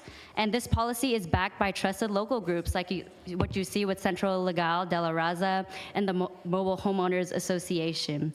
A registry would ultimately protect tenants, support responsible landlords, and bring transparency to issue residents deeply care about, which is the cost of housing. And again, I just appreciate your time and consideration, and I appreciate the hard work you put to this. Thank you. Thank you. And then Ariana, and then after Ariana is it Sammy Gutierrez? Or Sunny? Okay. Sammy? Oh, go ahead. Yeah. Good evening, City Council. My name is Ari, and I'm a member of Hayward Community Coalition. I'm a community-based mental health therapist, and I'm a small business owner. And you might be surprised to hear that I'm also a landlord here in Hayward. Being a landlord, especially a smaller mom and pop landlord, is challenging. I write lease contracts, take care of maintenance, I make safety updates, and frequently attend to my tenants' needs, usually with minimal support. I've had fantastic tenants, and I've had terrible tenant experiences too.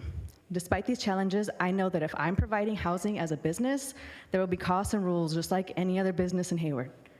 I work hard to follow the housing laws the city has put in place because I believe they protect the best interests of our community in preventing homelessness and displacement. I want to remind you that the fastest growing population of unhoused people is aging dependents over 55 on a fixed income who cannot tolerate rent increases. So it's frustrating to hear that so many landlords still feel comfortable taking advantage of their tenants because the city lacks the tools to hold us accountable. It's also unfair to all the landlords like myself who work hard to operate legally and treat my tenants with respect, dignity, and humanity they deserve. A rental registry keeps people honest and accountable. We're all aware of the divisiveness that this housing crisis has created between renters and landlords. I believe that developing a rental registry is an exciting opportunity for us to cut down on negative interactions with tenants and landlords while building trust among the residents of Hayward who need housing and those who want to provide it. I chose to put my roots down in Hayward because we are a city that celebrates our diversity. So what does it mean when our most diverse residents are being disproportionately impacted and pushed out by landlords who prey upon their lack of time, resources, or knowledge? For me, it means we need a strong rental registry ordinance to protect the cultural fabric of our city. I care about the people in Hayward and keeping our communities together. I hope council can say the same by moving forward with the rental registry. I believe that none of you, as our elected representatives, are okay with landlords breaking the law. That's why I personally distributed hundreds of voter guides supporting some of the council re-election, because I believe you have Hayward people's best interest at heart, and I hope that my faith was not misplaced. Hayward cannot afford to lose more tax-paying residents, especially as you navigate the city's budget deficit. Please invest in the tools our city needs to keep Hayward families in Hayward. Hayward needs a rental registry. Thank you. Thank you.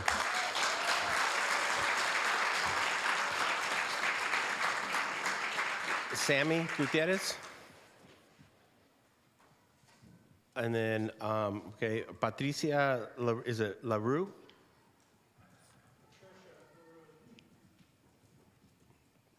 Patricia LaRue.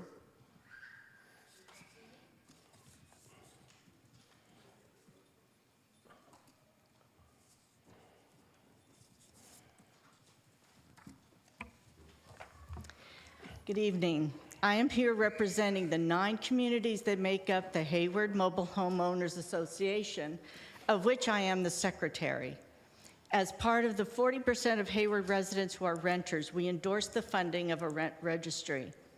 Being secure in one's home is a basic need, and when that security is dependent upon one's relationship with the property owner of the space, things can get complicated. And we all know that landlords don't want to deal with us any more than we want to tangle with them. A few years ago, using the Housing Division's free mediation assistance, my neighbor and I represented our community of 200 homes in 2 successful mediations with our property owners. It was labor-intensive, stressful, and time-consuming. My neighbor had the advantage of being retired and many years of experience negotiating on behalf of her union, but it was still a challenge for us. So what is it like for someone with no experience, language challenges, and issues related to health or aging? Vulnerable seniors and folks with physical or language challenges hesitate to get assistance as they are overwhelmed by the paperwork and process, or are afraid to assert their rights, fearing retaliation, especially in the form of eviction, which could add to Hayward's homeless issues.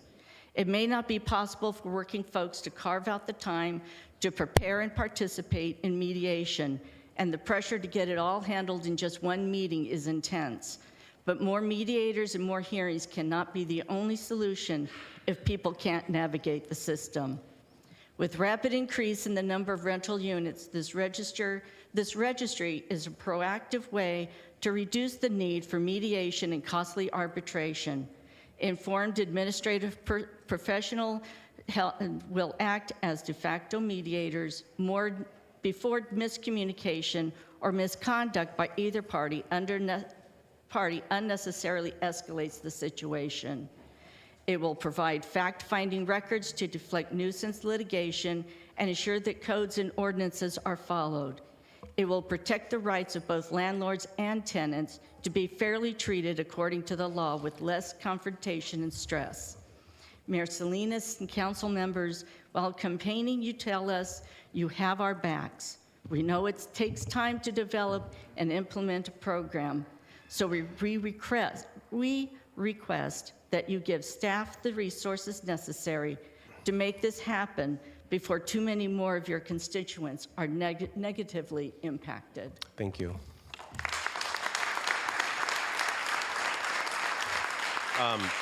Calvin Wong. Calvin. And then next is Austin Bruckner Carrillo.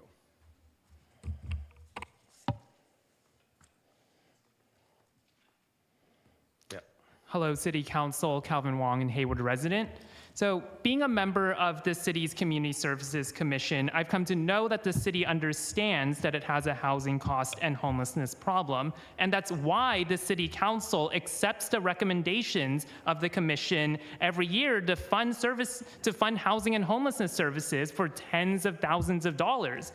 But I think that reality speaks more to the problem than it does present a solution. You would think that after so many years of spending thousands of dollars to fund these housing and homelessness services, that the demand for this money would go down. Instead, that number just keeps going up and up year after year. And I've heard again and again from my fellow commissioners skepticism toward whether this money is actually making a difference. The reality is that they are. The service providers in our city are very effective at providing the in-house of temporary shelter, getting them mental health support, getting them job counseling. But I also recognize that these services are primarily meant to alleviate the symptoms of homelessness and housing insecurity. It would ultimately be an ineffective use of taxpayer funds if the people being served by these services end up homeless because of an illegal rent hike or because they're forced out for some other reason. And so by creating a rental registry, the city will have the data it needs to identify the specific drivers of the city's housing crisis and homelessness crisis and make data-driven policy decisions that are tailored and specific. And that way, the city will be able to help our service providers who are helping people get off the streets stay off the streets for good. And so I also don't want you to lose the larger picture here. In 2023, nearly half of Hayward's rental units were occupied by Hispanic and Latino families. And in 2023, nearly 44% of Hayward's renter households paid more than 35% of their household income on rent. And so these are ultimately highly vulnerable working class communities that are counting on you to make the right decision tonight and support a rental registry. Thank you. Thank you.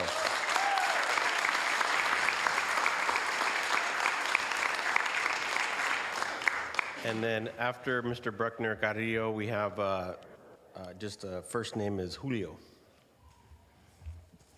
Good evening, Mayor, Council. My name is Austin Bruckner Carrillo, and I have the honor of serving on the Hayward School Board. I'm here tonight not in my official elected capacity, but as a member of the Hayward community. I want to take a moment to acknowledge that as policymakers, so much of our job is picking up the slack left by our colleagues in higher level office. Alameda County has not done enough to address housing affordability, but we in local government have an opportunity to do that today. I want to share my own personal experience as someone who grew up with housing insecurity, experienced homelessness, and faced eviction all before third grade. I ask you to move this rental registry forward now.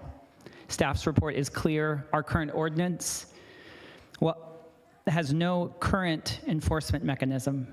That means the city only has a slice of rent increases and terminations or evictions, and families are surely falling through the crack. A registry fixes this data gap and finally gives us the teeth to enforce rental limits and stop illegal rent hikes before they force kids to change schools or fall into homelessness. We also know who's being harmed. It's families who stay with the abuser because they can't afford to leave their home. The city's own staff report notes that Centro de Legal shows that those who are harmed the most by housing policies, 100% of their clients were low income, 91% were BIPOC. With a federal administration that continues to attack our undocumented neighbors, many families are too fearful to fight it out in court. That's exactly why we need proactive enforcement, not a complaint-only system. budgets are a reflection of our values, and as the former chair of the Community Services Commission for the City of Hayward, I was proud of our commission, which consistently prioritized housing support, eviction support, tenant mediation. Tonight, please direct staff to bring back a registry with enforcement and fund it. It's $140 per unit. Again, less than a Netflix account. It only applies to multi-unit housing because every month we wait, another classroom loses a student to displacement. This is a student success policy. This is a public health policy. This is a basic dignity policy. Let's give Hayward's renters, their children, their educators, the stability they deserve. I want to thank you. Thank you. And then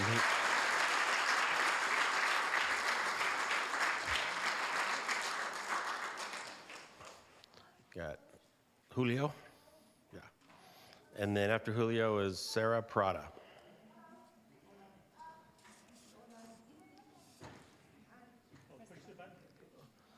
Noches.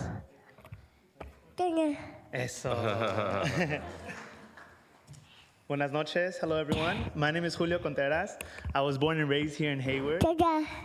And I am accompanied here by my children. This is Asiel. Asiel, deja al papá. This is Idan. And then this is my daughter, Bella. And our friend, Janelle. Here. Thank you for bearing with us as we stay here to make public comment. All done, Papa. Okay, gracias. I am a father, a beekeeper, a farmer, and a community leader. I know many of you from the Hayward Farmers Market, where my family sells local products like honey. Also, through my work supporting school gardens at Hayward, which led to the South Hayward Market. Ven, Papa, mira, ven conmigo. Thank you. I support having a rental registry, and I urge the council to direct staff to immediately develop a strong ordinance. As a parent and father, rent is by far the largest expense for me monthly and my family, as it is for many other families. After this cost is the utilities and food. Renters like me are often at the whims of and under control of landlords. Many renters in my community in South Hayward are immigrants, low income, and don't know their rights. Just Cause is a great tool, so that's great that Hayward passed that. But it doesn't work when renters are afraid to report or are threatened by landlords. This is everyone's city, and everyone should be protected. We need a strong rental registry to help ensure compliance. This is a public health and a justice issue. This is a Hayward housing issue, and this is an issue for our future generation and for strategic planning.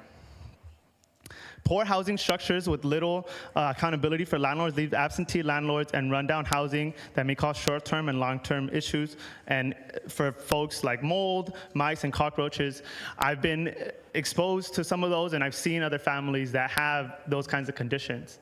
So you should focus on supporting our children, protecting our families, and the rental registry will make sure to do that. Let's all work towards making Hayward a city, a beacon of hope to help families and for us to all be proud to call Hayward home. Please protect our children, students, and families, and those who are most vulnerable. Thank you. Thank you. Have a good night.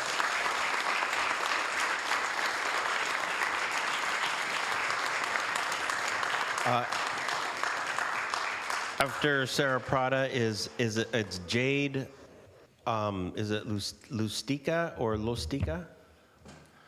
Go ahead. Good evening, Mayor and Council. My name is Sarah Prada. I'm the Vice President of the Hayward Unified School Board and a proud Hayward resident. I'm here because housing and immigration policy are showing up in our attendance rolls. We have more McKinney-Vento students, more families facing forced moves or fearful of immigration activity near schools. That means lost instructional time, trauma, and children leaving the district mid-year. Legally, the city and state have already acted. Hayward's rent stabilization and tenant protections limit increases and requires notice filing with the city. The Tenant Relocation Assistance Ordinance, effective January 2025, requires relocation payments for many no-fault evictions. What's missing is execution and accountability. Tonight, I'm asking you to, one, enforce and be transparent, direct staff to audit landlord compliance with the city's requirement to file rent increase and termination notices and publish a monthly dashboard by census tract and unit type. 2, verify before families are displaced, create a pre-notice verification for owner move-in and substantial remodel, require permit numbers, sworn declarations, start-finish dates, and enforce the right to return. Authorize the city attorney to bring actions for wrongful evictions. Stabilize school families, fund right to counsel plus eviction diversion pilot prioritize for households with school-age children with rapid response mediation and limited emergency rent assistance. Stop immigration status Number 4, stop immigration status harassment. Adopt an administrative fine schedule. Do multilingual outreach and partner with legal services so families can report safely. Sorry, I'm used to having more time because I'm on the other side. I have a copy of my ask, and I just really urge you to hear these stories. There's a lot of, these are my families out here, and so it's been very emotional to hear them come up here and share what they're going through. This is my community, these are my friends, and so I'm really, really asking you to don't just let it go unaddressed, because this is not a new issue, but we are in a serious crisis, and we need to come together and really come together for our community. So, thank you. Thank you. And then Jade. And then after Jade is David Stark. Hello, City Council members. My name is Jade. I was raised in Hayward as well as a board member of the Hayward Area Democratic Club and a general member of the Castro Valley Democratic Club. As one of the youngest members in each, it feels like every day I'm asked the question, how do we get more young people into politics? And I'm here to share why moving forward with this rental registry is part of that answer. Most of Gen Z now is in the workforce, college, or both. We all saw the disasters of the first Trump administration and the devastation of the COVID pandemic. Millennials entered adulthood in the worst economic downturn since the Depression, where owning a home is nearly impossible for anyone under 40. And when younger generations raise these issues and ask our politicians to do more to prioritize our material needs, we're met with belittlement and excuses. The status quo just isn't working. Young people just won't fight for anything short of real solutions. And if our elected leaders can't provide that for us, it shouldn't be a surprise when people either disengage from politics or worse, embrace fascism as we saw in last year's election. The democratic values our party espouses substantively amount to nothing if they are not rooted in economic rights. How can any of us in this room participate in a democracy when it's failing to provide us and our families with safe, stable housing? Developing a strong rental registry would be an important move to show what it means for government to serve the interests of Hayward's working families. Please do more than just listen to us. Act by moving forward with a strong rental registry. Keep families in Hayward before it's too late. Thank you. Thank you.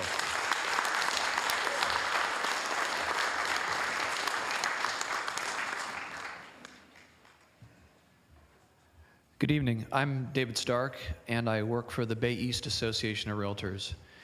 And our members are helping all kinds of people that are interested in Hayward. An earlier speaker asked the question, is Hayward suitable? And that's a question that a lot of people are asking, and the realtors that I work for are helping people answer that question. Is Hayward suitable place for me to purchase a home? Is Hayward a suitable place for me to put my condo on the market as a rental? Is Hayward a suitable place for me to rent? And the timing of this issue is unfortunate given the press release that was issued. You've got some terrible budget issues you're going to have to deal with. And I understand that a number in a press release isn't necessarily as emotional as some of the experiences that you've heard this evening. However, there are people that are watching your actions tonight to see how you respond to that and how that response may help them answer the question, is Hayward suitable? A previous speaker also suggested that you spend money on this. I would ask that you spend money on adding more rental units. that you spend money on helping mom and pop housing providers keep providing housing, and think about the costs of the loss of a single rental unit. Spend money on creating an environment that will encourage people to build more apartments and create those construction jobs in Hayward.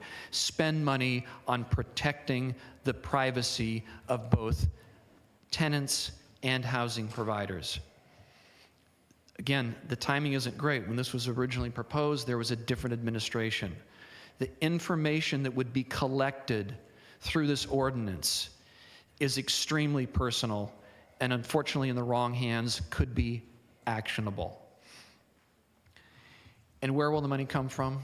Last thing, is it going to come from cuts to economic development? Will the money and staff come from police officers? Will the money and staff to fund this program come from firefighters? I know that you're not taking action tonight, but these are some questions that the community is curious about, and we hope that you take these questions seriously. Good luck with your decision tonight. Thank you. Thank you.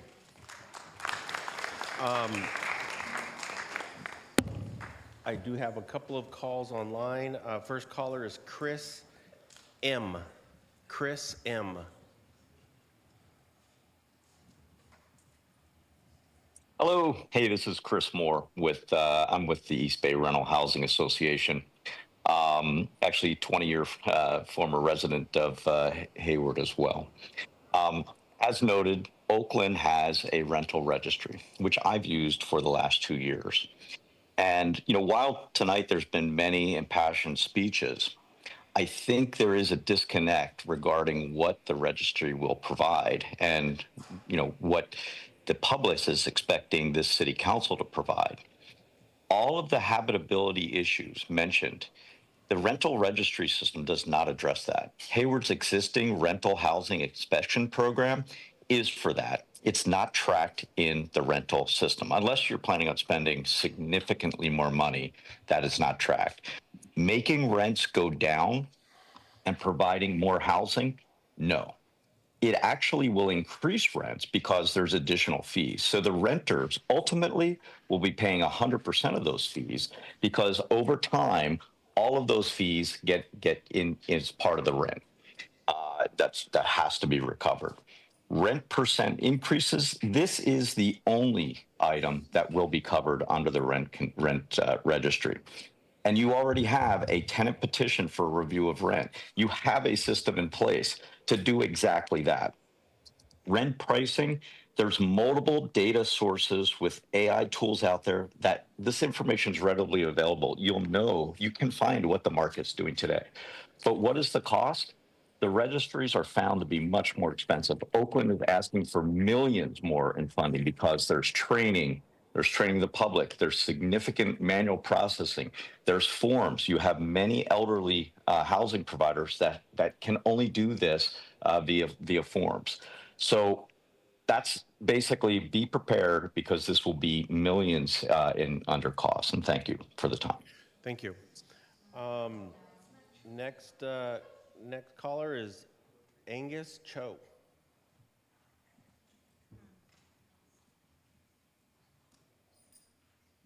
Hello, can you hear me? Yes. Thank you.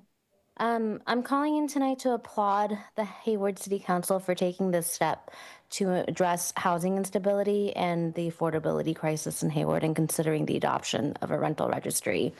My name is Agnes Cho, and I'm a resident of Alameda County, and have also worked as a consultant and researcher on housing and anti-displacement policies.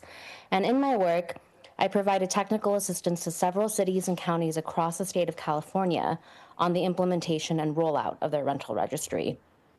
So you've heard tonight from so many Hayward renters about the crippling and emotional impact of rent increases and the violations of the city's current rent stabilization ordinance. What I've seen is that a rent registry is an effective tool to monitor and enforce compliance with your policies, and in so doing, to ensure that it actually works to prevent the displacement of vulnerable renters. However, one element that I've noticed that's missing from the staff's proposed recommendation is an effective enforcement mechanism that would incentivize property owners to comply with the registration requirements if and when this ordinance is passed. And I strongly encourage the City Council and City staff to consider adding this enforcement mechanism. So from my experience working with various cities and counties on this issue, there are a number of different enforcement mechanisms that the city can consider to incentivize property owners to register their units. The first is considering a failure to register as an affirmative defense to an eviction so that owners cannot evict unless they follow the law and register their unit. And the beauty of this is that it doesn't cost anything for cities to adopt and enforce. Other policies include financial penalties for landlords who haven't registered their units or prohibiting owners who have not registered from raising rents. All of this, of course, should be accompanied with robust outreach and support so all property owners have the information and know how to register. But really, these enforcement mechanisms are critical to make sure that this policy will have teeth. Thank you for considering this item and moving forward with the rental registry. Thank you. And the last caller is my Eden voice. Good evening, City Council. My name is Leo Escalmato, co-director of My Eden Voice. We are a grassroots group of unincorporated residents in Alameda County. We have a lot of shared community members, especially in the Cherryland and Hayward Acres area, and share the same school districts down south. So we echo the residents' concerns today. In our outreach efforts in the city of Hayward, we have been invited multiple times to visit apartments facing mass eviction, with tenants afraid to activate their rights even as we share them. Often, tenants do not even know the landlord on file to address our problems. So we support the urgent need for a transparent rent registry. Currently, in unincorporated Alameda County, without a working rent registry, we're finding our local just cause protections are even harder to implement because we can't even verify if the landlord falls under the protection. So, and tenants continue to remain vulnerable. So we hope this process moves forward with resident input. Thank you. Thank you. Okay, I don't have any more cards, and there are no more public comment online, so I would like to close public comment and then go to council questions and discussion. And the first one is Councilmember Syrup. Thank you, Mayor. Thank you, staff, for putting together this report, and thank you to the entire community for coming out tonight to speak in support of this. I want to first start by acknowledging Supervisor Richard Valle, who spent the last months of his life fighting for a rental registry at the county level before he passed away.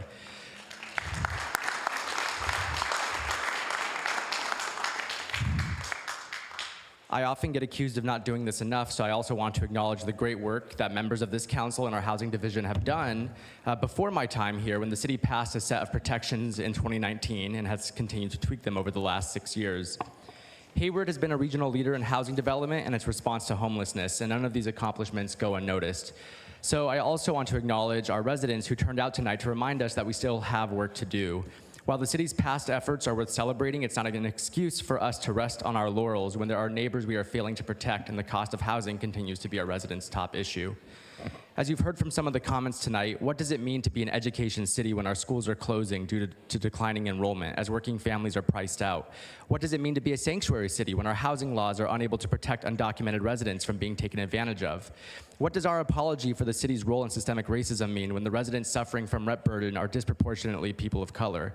How are we fighting climate change if workers are being pushed out of Hayward and forced to commute over an hour from Tracy and Stockton to make a living here? How are we looking after our seniors when they've experienced a 71% increase in rent burden over the last decade? And who exactly is supposed to shop Hayward if they can't afford to live here anymore? I just don't see how we can look our community in the eye and say we're taking this crisis seriously if we're not investing in the tools to collect even the data on it. So I raise these questions to illustrate the real need in our city and how these issues are all connected. Housing justice is racial justice, is immigrant justice, is environmental justice, is public safety, is economic development, which means that advancing housing justice with a policy like a registry ordinance is one of the best investments we can make as a city, with cascading benefits that impact our entire community. I've waited 2 years to share these thoughts, so you guys are gonna have to bear with me, all right? I've worked with residents, staff, and housing experts over the last 2 years to research policies that offer relief to working families because I'm a renter myself and I worry about being displaced every time my lease is up for renewal. It quickly became clear that without a registry, it's difficult for Hayward to enforce its current housing laws, measure their impact, and develop the policy that our residents deserve. Thankfully, numerous other cities and counties have implemented registries of their own, and we've been able to study them. And while we might be late to the party, it also means we have the benefit of rolling out this registry the right way. We get to learn from past mistakes in other jurisdictions and ensure we help landlords adapt to this new system before we start levying any penalties. Simply giving nonprofit service providers more money is not a solution, and we know that because some of them are here today asking us for help, and some of our commissioners who do that for the city are here asking us for help. And while investing in services for unhoused neighbors is critical, that only treats a symptom of the crisis, whereas a registry is a chance for us to invest in prevention. Every single illegal eviction or rent increase that we can stop, every code violation we can swiftly correct, is one less person falling into homelessness or being displaced, one less person that needs a lawyer, that experiences health complications due to mold, that requires a shelter bed. All of this prevention ultimately saves taxpayers money. In other words, a rental registry is a win-win. Not only is it the morally responsible thing to do, it's fiscally responsible too.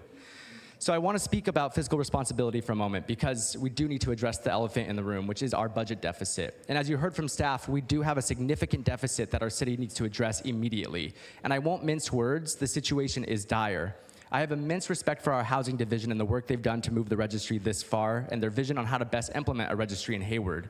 If they believe they're at capacity in the moment and unable to develop a registry this fiscal year due to our deficit, I can accept that and would ask the community to be a little bit more patient as we navigate this specific moment.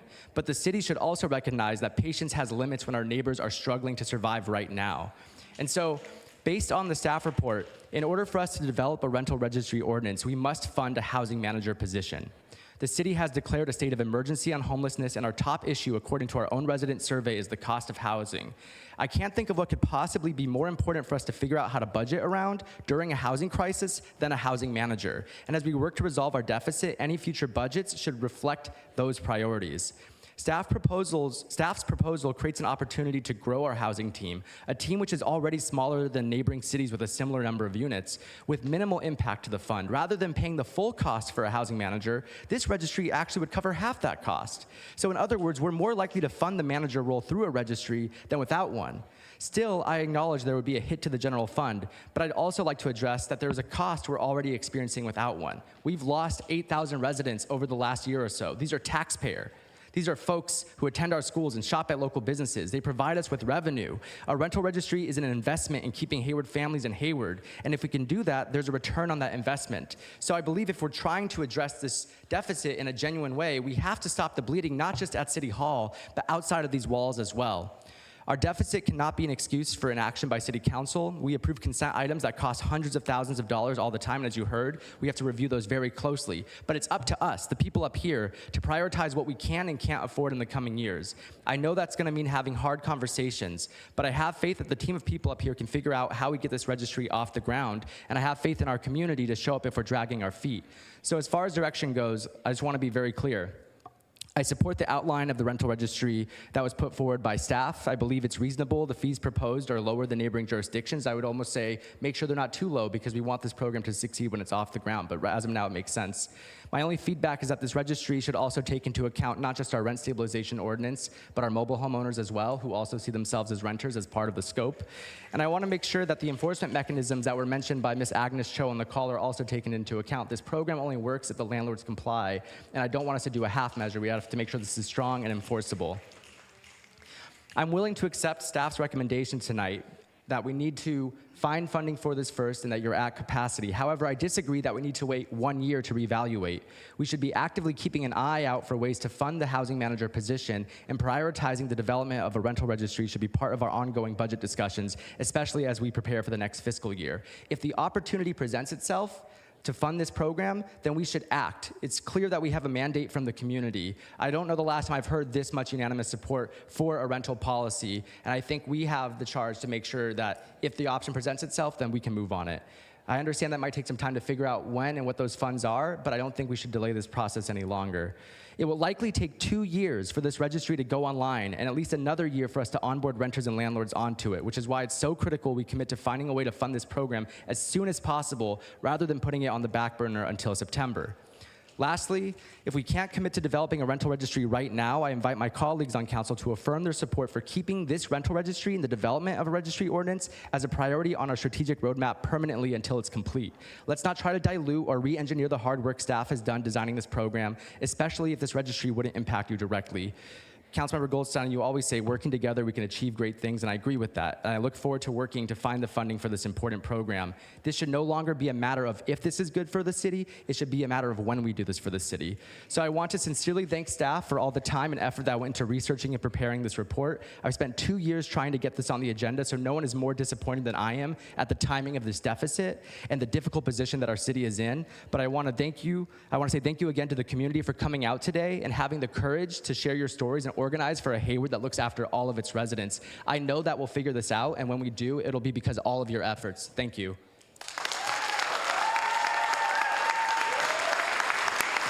Thank you.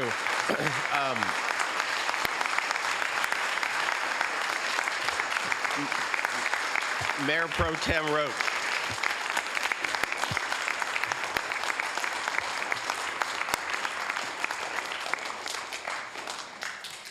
Thank you, Councilmember Syrup, and I know it's hard for you to say some of that, given the hard work that you've done on this. First, I wanted to just set expectations and remind the community, because based on some of the comments, I just want to be clear, there was, never going to be a vote tonight. There was no vote to support. It's a work session. We were all here to discuss these ideas, hear from you, you hear from us, we get to ask questions. So I wanted to set that expectation. And thank you all for coming out to advocate for renters in Hayward. I want to highlight, as the presentation showed, as I think the lawyer from Central Legal said, as Councilmember Syrup said, Hayward has been forward-thinking on rental protections with our rental stabilization ordinance, our tenant relocation assistance, just cause evictions, legal assistance to avoid evictions, and shallow rent subsidies. This is a city that has not been afraid to stand with renters, and I'm proud of that. And I just want to make sure that's clear, that we're not up here trying to avoid protecting our renters. I was a renter for years in this city. I know what that's like. I know what it's like to try to make rent, and I know what it's like to be in a rental unit that is subpar and you can't get a landlord to do it. So I stand in solidarity. I think we were all renters at one point, so I don't think that piece of it is an issue at all. And for all the reasons you mentioned, I have no issues with the merits of a rental registry. I'm not going to argue against a rental registry. I get it. I've done all the research. I've seen all the different cities that are doing this. I understand. However, I am also supporting the staff's recommendation this evening. And I think to Rose's point, to plead poverty is upsetting. It sounds obscene. I agree with you. But the hard truth is we are in a very real budget crisis. And we're looking at what core services are we going to have to cut for our residents in this city. We've already lost the HEART program. That was a a service that was direct to our unhoused population, a population that is our most vulnerable. We've already lost that program due to the budget cuts here. And that was, there were millions of dollars there that were at stake, and we were forced to make that hard decision. And so for me, the fiscal crisis is not a hollow thing I am hiding behind, but to make clear how bad things are. If we devolve into bankruptcy, none of us get a say on what things get cut.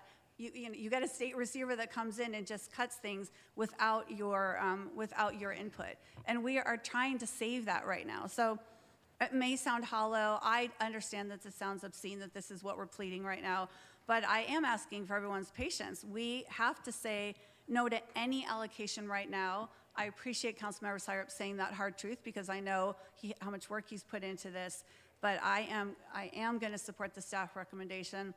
We have to wait and see how bad our cuts get before we can add another program and add more staff. I mean, if we're looking at cutting staff, how can I in good conscience say, yes, a new program with more staff, even if it goes to our renters, to our most vulnerable in the city, as one of our biggest jobs up here. Sorry, I'm nervous and my mouth is getting dry. One of our biggest jobs is a fiscal agent for the city. If the city is not financially healthy, how can we help anyone? So I am standing with the staff's recommendation tonight. And I want to say to the Lord tenants and apartment tenants, That is a problem. That's continued to be a problem. And I hope, I know our housing director is here tonight, and I hope and believe that she's going to be following up. Those are things that are already violations. Those things should already be looked at, and there should be there's some justice at the Lower Tennyson apartment. So thank you for hearing me tonight, and I support the staff recommendation. I hope that's clear. Thank you. Thank you. Councilmember Goldstein. Yeah, thank you. So I do serve on the Housing and Resources Committee, and it was in committee with George Syrup that we passed that so that we could bring this in front of the community and hear your ideas, your thoughts, your concerns. And I do want to thank the Filipino Advocates for Justice. I met with them. I met with Bay East Realtors, Dave Stark, thank you for that, and several other community members and leaders about this topic. And I have to say that the reports of wrongdoing are absolutely stunning.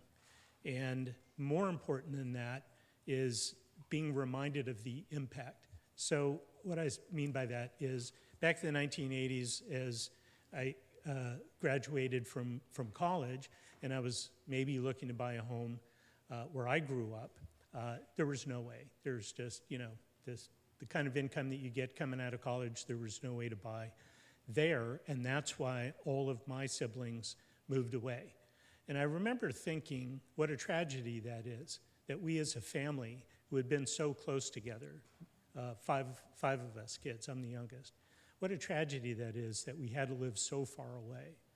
And I chose as my career, because of that career opportunity, to move down towards Silicon Valley. So I actually moved further away because of greater opportunity. But what's happened is, over the years, in every community I've lived in, I've seen every generation lose that struggle to stay connected. Grandparents losing their grandkids and their kids because of housing unaffordability. And I believe very strongly we need to do something about it. And I've never believed that a lack of money should stand in the way of making progress. And I've always firmly believed that working together, we can make great things happen. And so my promise to you is that I'm going to continue in my role up here, my role on the Housing and Resources Committee, to find ways to solve this problem. It may or may not look the way that you want it to look in the end, but it will solve the problem. That's my commitment to you, and I hope my colleagues hear loud and clear that we owe it to our community to continue to find ways and not be distracted by the budget. The budget is real, it's a real concern, we have to address it, but that doesn't mean we have to stop working on solving problems like yours. Thank you. Councilmember Zermeño. Mayor, thank you. My first thought is I support the registry 100%. I think it's time that we keep doing what we've been doing for a couple of years. So I do have a couple of questions. Are there any monies out there for grants that would fund something like this? So we did look into grants for a rent registry, and there are not, most grants support planning and development of housing. There was a grant that could potentially support a rent registry, but it was a one-time fund. And it was also, it still didn't solve the bigger picture of the general fund impact that we would have with personnel. Okay, got it. So it'd be nice to find a grant to look at those $250,000 or $250,000. Okay, so we're gonna keep looking. That's correct. We can still look for an alternative funding source, but at the moment, there's not one that we could identify. Oh, okay, all right. So we have somewhere around 25,000 rental units, 11 of which are protected, 11,000 of which are protected. Are those 11,000 protected units, do they include the mobile homeowners? So the mobile home units are protected by the mobile home space rental ordinance. So that's its own ordinance with its own provisions. All right, so in other words, they are protected, quote unquote. that could be included within those 11,000. It's an addition to the 11,000. All right, okay. Let me see if I understand correctly that the fees that this program would impose to the owners can be put on to the renters? I heard something along those lines. So for the units that are covered rental units or the Okay. protected units, 50% of that fee can be passed on to the tenants.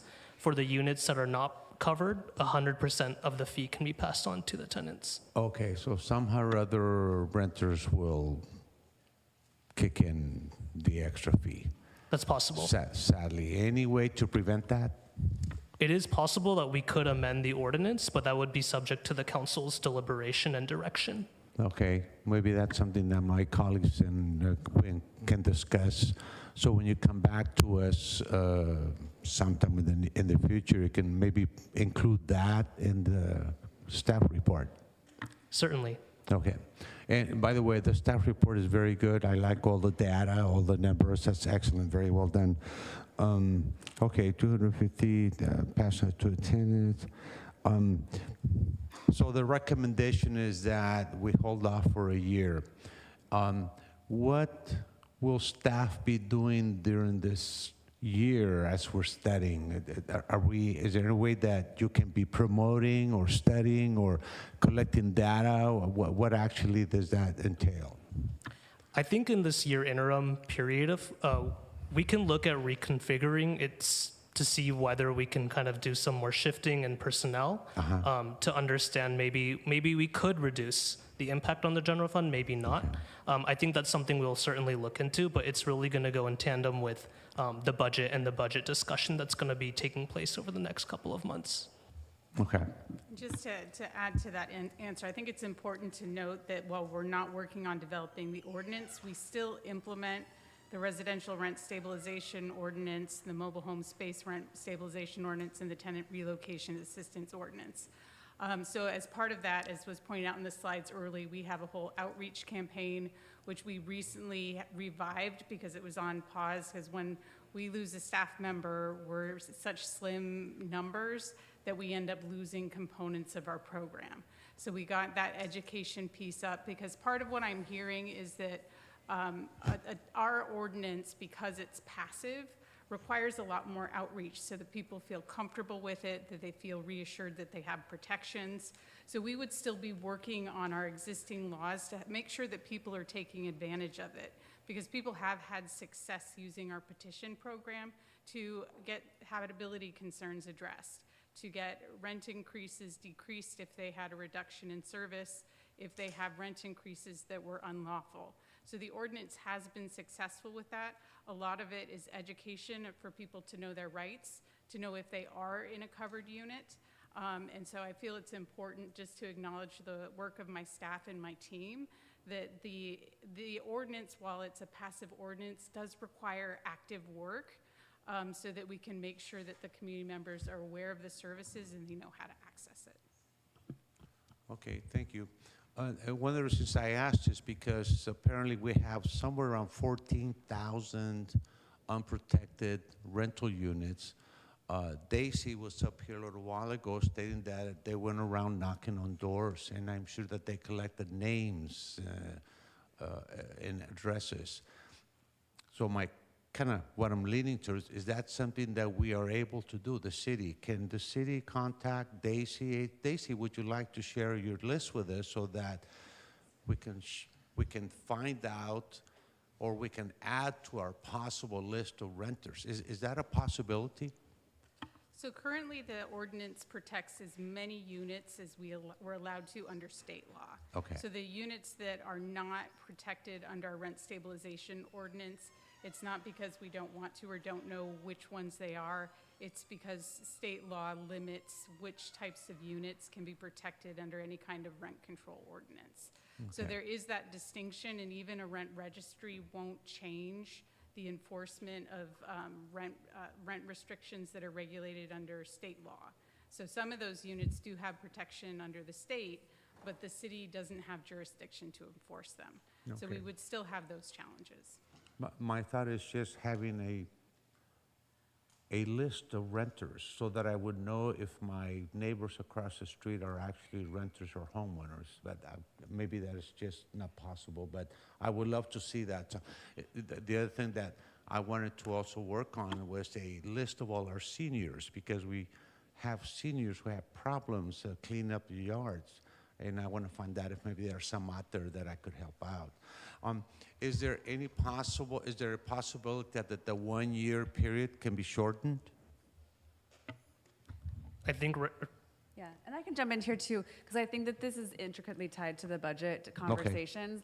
And if this is something that you want to keep bringing up, because as part of the budget conversation, we'll be talking about how we structure many of our divisions just to really understand, are we doing them most effectively within the budget. And so I think that you'll see that in November at the fall budget revise. You'll see that again at mid-year, and then for the fiscal year 27 budget. And so those are all opportunities, I think, for us to continue this conversation before a year from now. All right. You wanna add to that? Yeah, no, so I just also want to add, it is on the strategic roadmap as a priority, and so that's something we will be looking at as we, look at our budget, and how do we prioritize, and that would be the time also to bring it up. So there'll be many opportunities to keep bringing it back into the forefront. All right, I would be studying that, and maybe by that time we'll find a grant of some sort.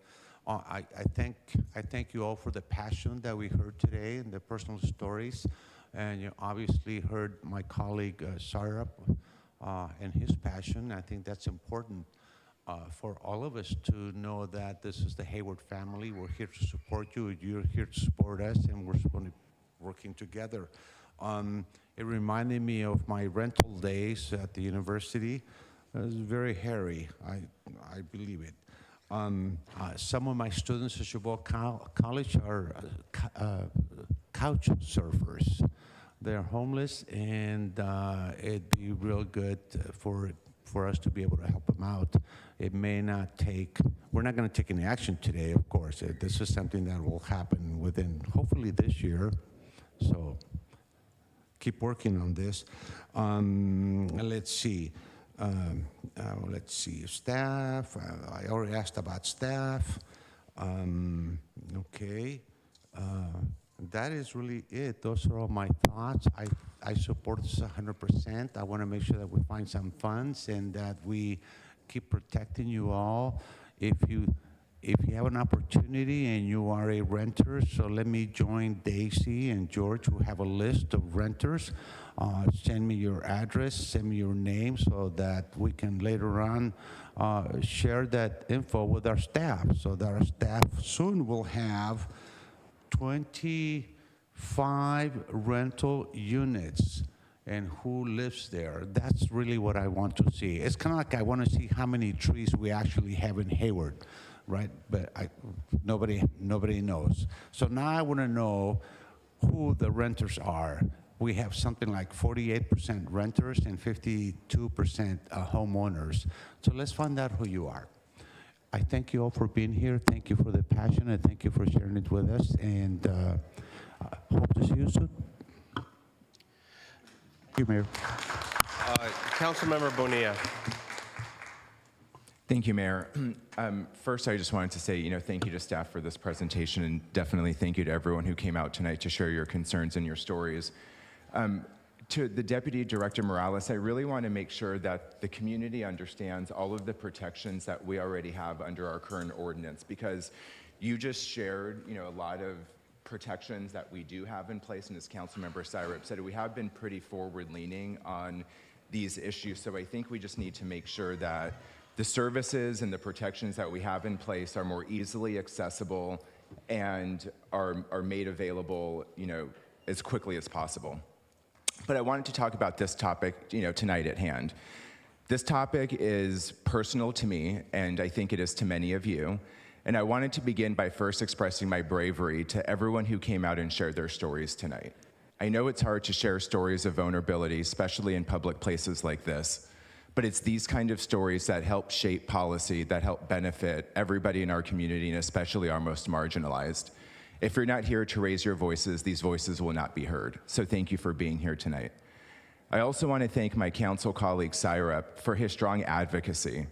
I want to thank all of you who wrote in, who took time to call us, and who took time to share your experience. You've been with here for several hours tonight, and I know that this is meaningful to all of you. Your voice matters, and you matter. Your stories remind me of my own story as a child, when me and my family had to pack up at the age of 4 in South Hayward because we couldn't afford a rent increase. Luckily, we had a grandparents' house to move to in Hayward on Delmar Avenue, and we called my grandparents' garage our home for about 10 years. So I completely understand the urgency that we need to be taking action with and the importance of protecting our renters. I understand that so many of us are just one paycheck away from potentially losing our place that we call home, and I understand how vulnerable that is. I know firsthand the stress and the hardship that you're feeling and that many of you are living with today. So I want it to be clear that I strongly support the idea of a rental registry here in Hayward.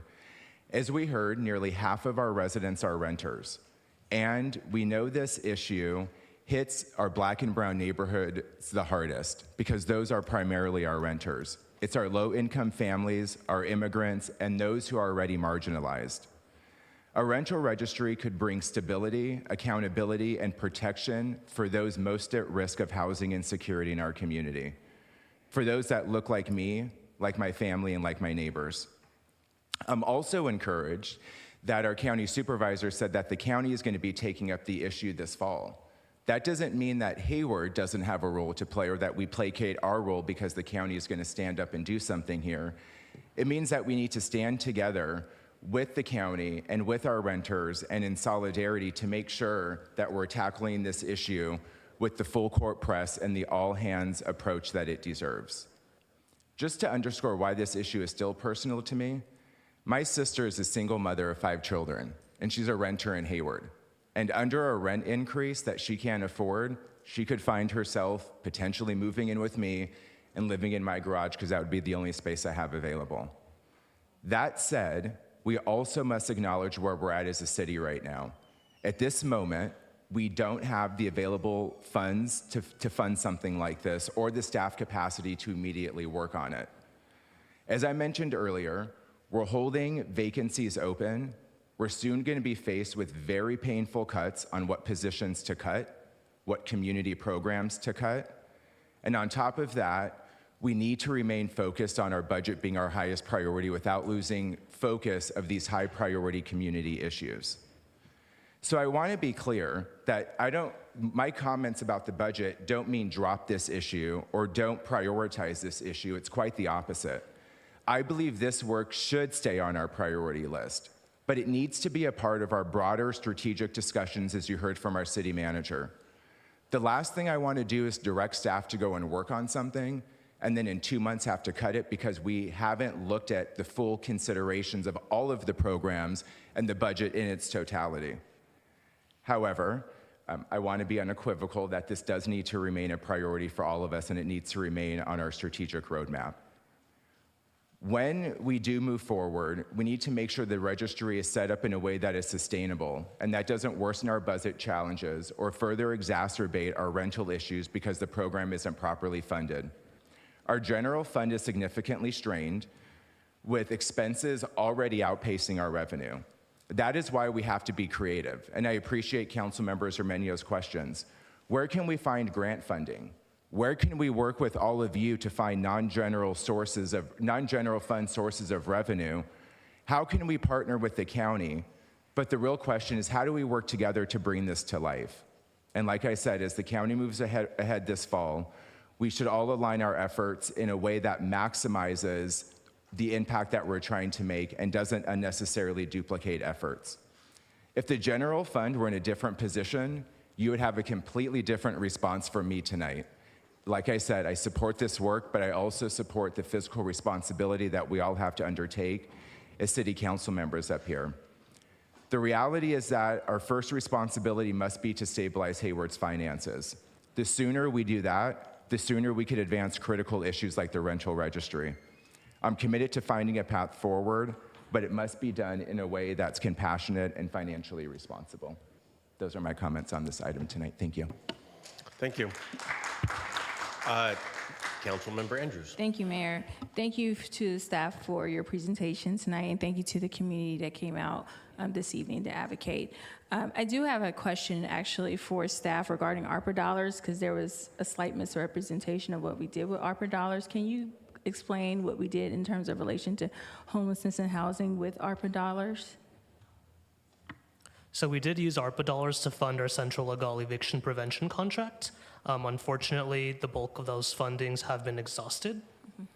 Okay, thank you. I just wanted to make Sorry, sure. Ro was mentioning the $2 million of home buyer assistance that we did not use and returned back to the general fund.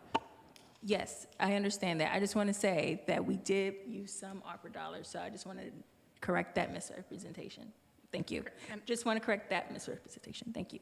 So I also wanted, you had something else to say? Just if you wanted me to elaborate a bit more, we also spent money on emergency relocation assistance, and we spent over, I don't remember the exact amount, but over $1 million on foreclosure prevention. Okay, thank you. And that doesn't include any of the homelessness programs that was also funding from homeless. Thank you. I also wanted to just thank Councilmember Syrup for acknowledging the staff's recommendation. I know how hard that is. As a person who has many family members suffering from mental illness, to cut the HEART program was gut-wrenching. I know exactly how that felt. Something that you have advocated for so long to get ripped away like that is heartbreaking.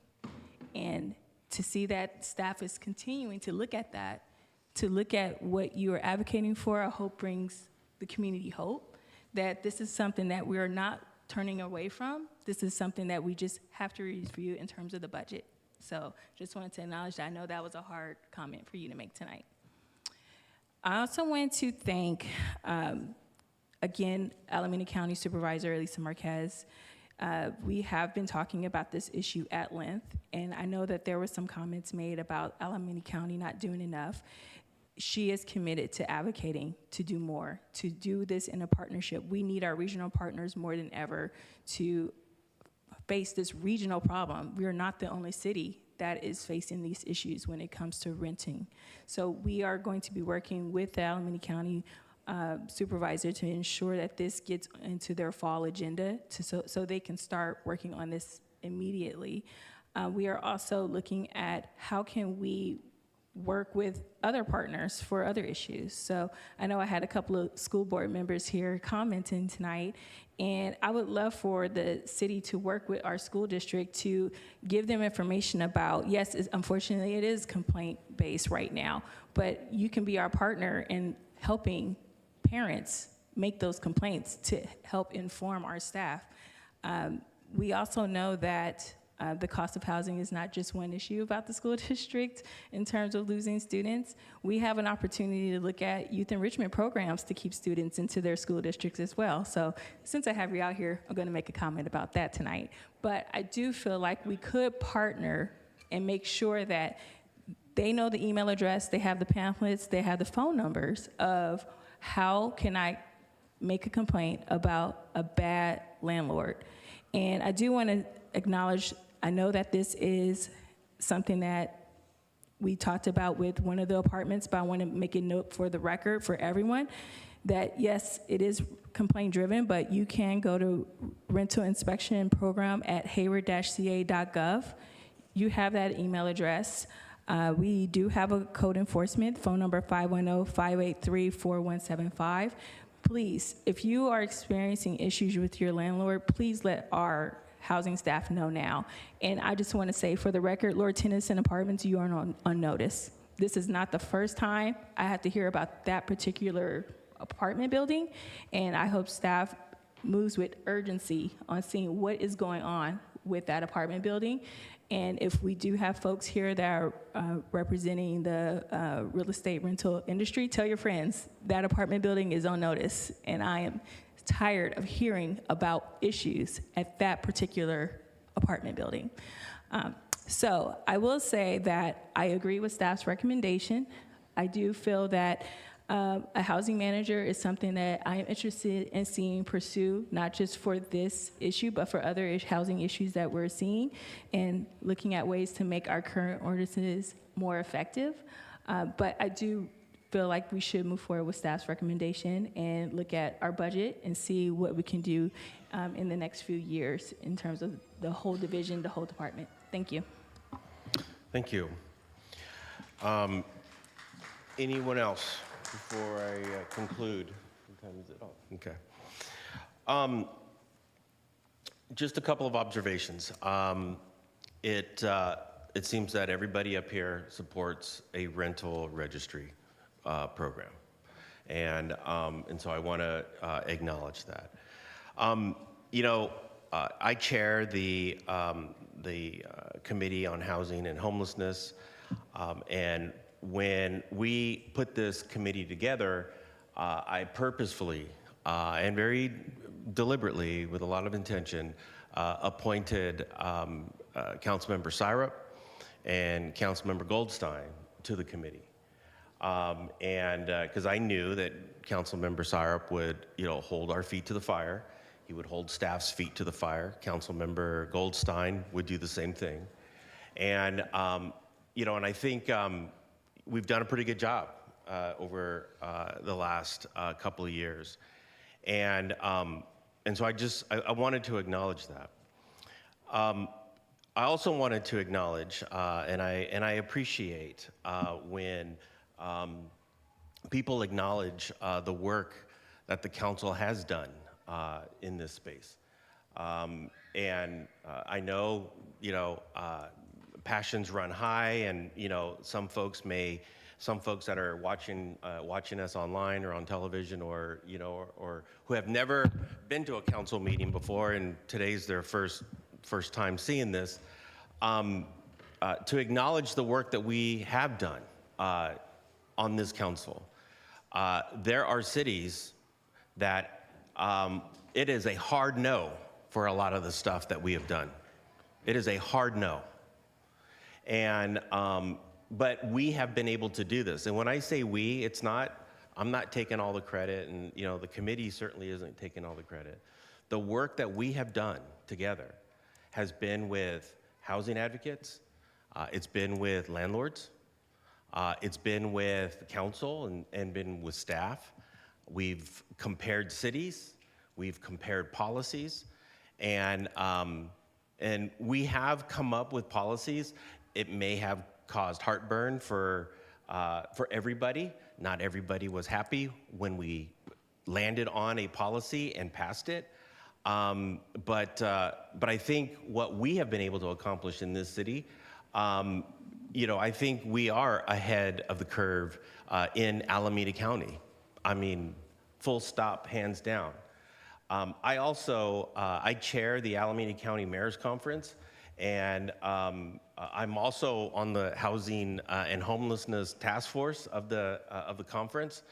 I have appointed Berkeley Mayor Ishii to sort of spearhead that committee. And so I want to thank everybody up here for acknowledging the critical need that we all need to be working as a region. This is not clearly this is not a Hayward issue.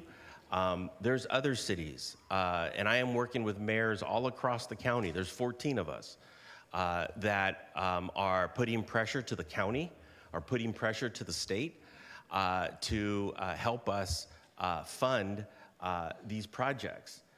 We have passed a tax measure, Measure W, that is that the county Board of Supervisors just recently allocated somewhere in the amount of $1.8 billion to this.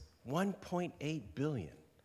And while some of it is going to direct services for the unhoused, there is an allocation, and there are allocations available for cities to apply for other projects and other programs that that we can that we see that might need funding.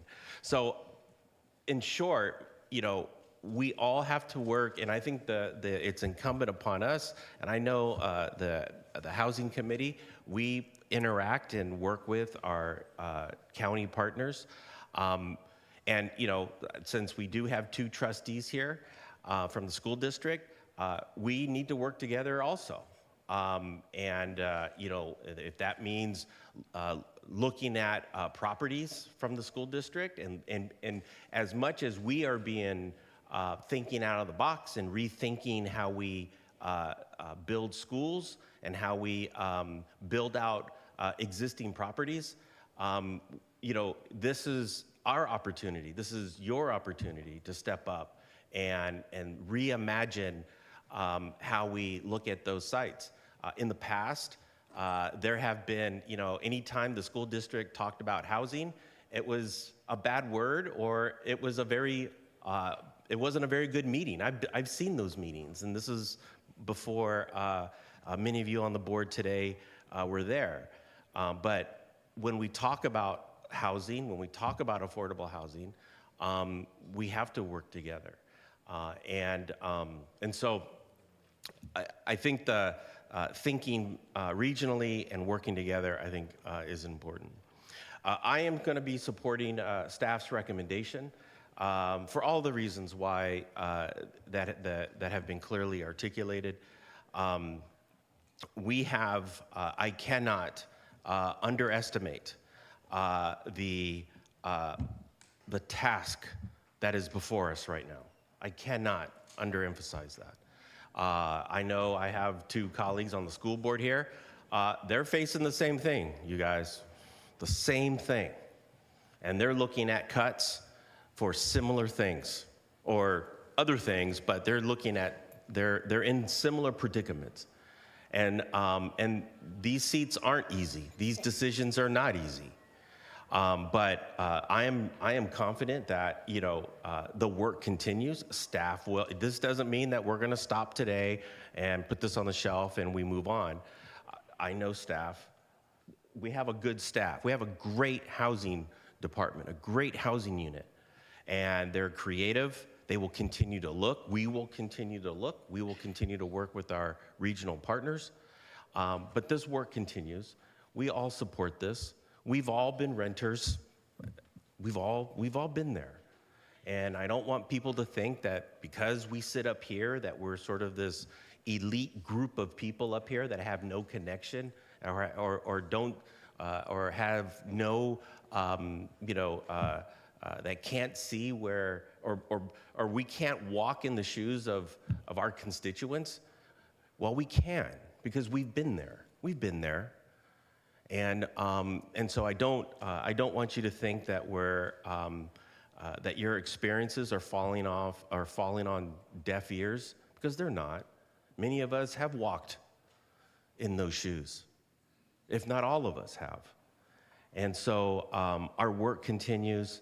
I know, on the Housing Committee, I will continue to be working with Councilmember Syrup and Councilmember Goldstein on this. You can continue to call us.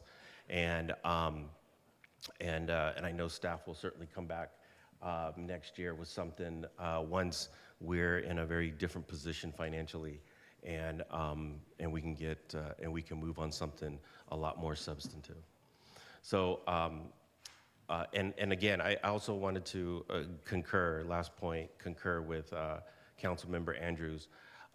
Lord Tennyson Apartments, if you're watching, or if you're going to get a report later, you are on notice. This council has put in a lot of work in that property. Staff has put in a lot of work on that property, and we have a lot invested in that. And so we expect it to work, and if it's not, we will get to the bottom of it. So with that, I don't have any more to say. We have no speakers. I wanted to say thank you to everybody for coming out, and staff. Director Bowser, thank you very much. Deputy Director Morales, thank you. And of course, Akush Patel, thank you very much for your work. And our work continues. Thank you. Okay. I will move on to the next item, which is an informational item. There is, it's item number 9, informational report fiscal year 25, quarter 3, and quarter 4 semi-annual capital improvement program investment or progress report. There is no staff presentation, and what I'll do is I'll just ask if there are any questions of staff on this issue. If not, Councilmember Andrews. I wanted to thank staff for gathering this information. As I know that we are looking at the budget and just want to make sure that many of these projects are part of our enterprise funds, and just wanted to acknowledge that. So, but thank you for continuing to do the work. I know you also are doing a lot of road pavements, and the community is noticing. They're noticing in different variety of ways, but most importantly, I'm getting kudos from the community about seeing those roads being repaved. I know there's certain neighborhoods that might be impacted by seeing multiple streets happen at one time, but I just wanted to say, I said this in committee as well, the reason why you're seeing multiple streets in your neighborhood being repaved is actually for cost efficiency. We're doing this to keep costs down as we continue to deliver the services and the promises we made to the community. So please be patient with us, be patient with the crews, be patient with the notifications you might see on the roads, but they're just want to acknowledge the efforts there. Thanks. Mayor Pro Tem Roach. Thanks. I realize maybe this isn't the right list for this, but I was wondering if there's any update on the Bidwell Park. Maybe this isn't part of this, the capital improvement, but is Bidwell Park in this? No, I guess it's not, right? Bidwell It's Park okay. is no. Okay. No, it's a hard project. You're right. Okay, thank you. Thank you.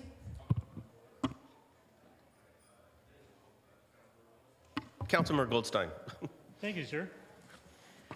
Just a shout out, I'm hearing great things about the road improvements on Industrial and in other places around the city. People are excited about actually being able to ride their bicycles on that road, where it was just, frankly, just way too scary before.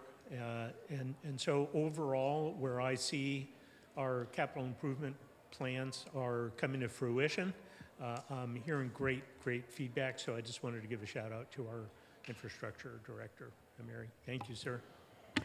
Thank you. Councilmember Syrup. Just to echo Councilmember Andrews' comment, one of the biggest complaints we get from residents is potholes in our roads. And so when your road's getting torn apart a little bit to put in a new road, you're getting a brand new road. So I just really want, bear with it for a week and then you get a brand new road. We're trying to do our best by the residents there. Okay. So I'm going to move on from item number 10. Move on. There are no council reports and announcements. Any council reports or announcements? Seeing none, there are no council referrals, and the next meeting will be September 16th, 2025 at 7 p.m. Ladies and gentlemen, meeting adjourned.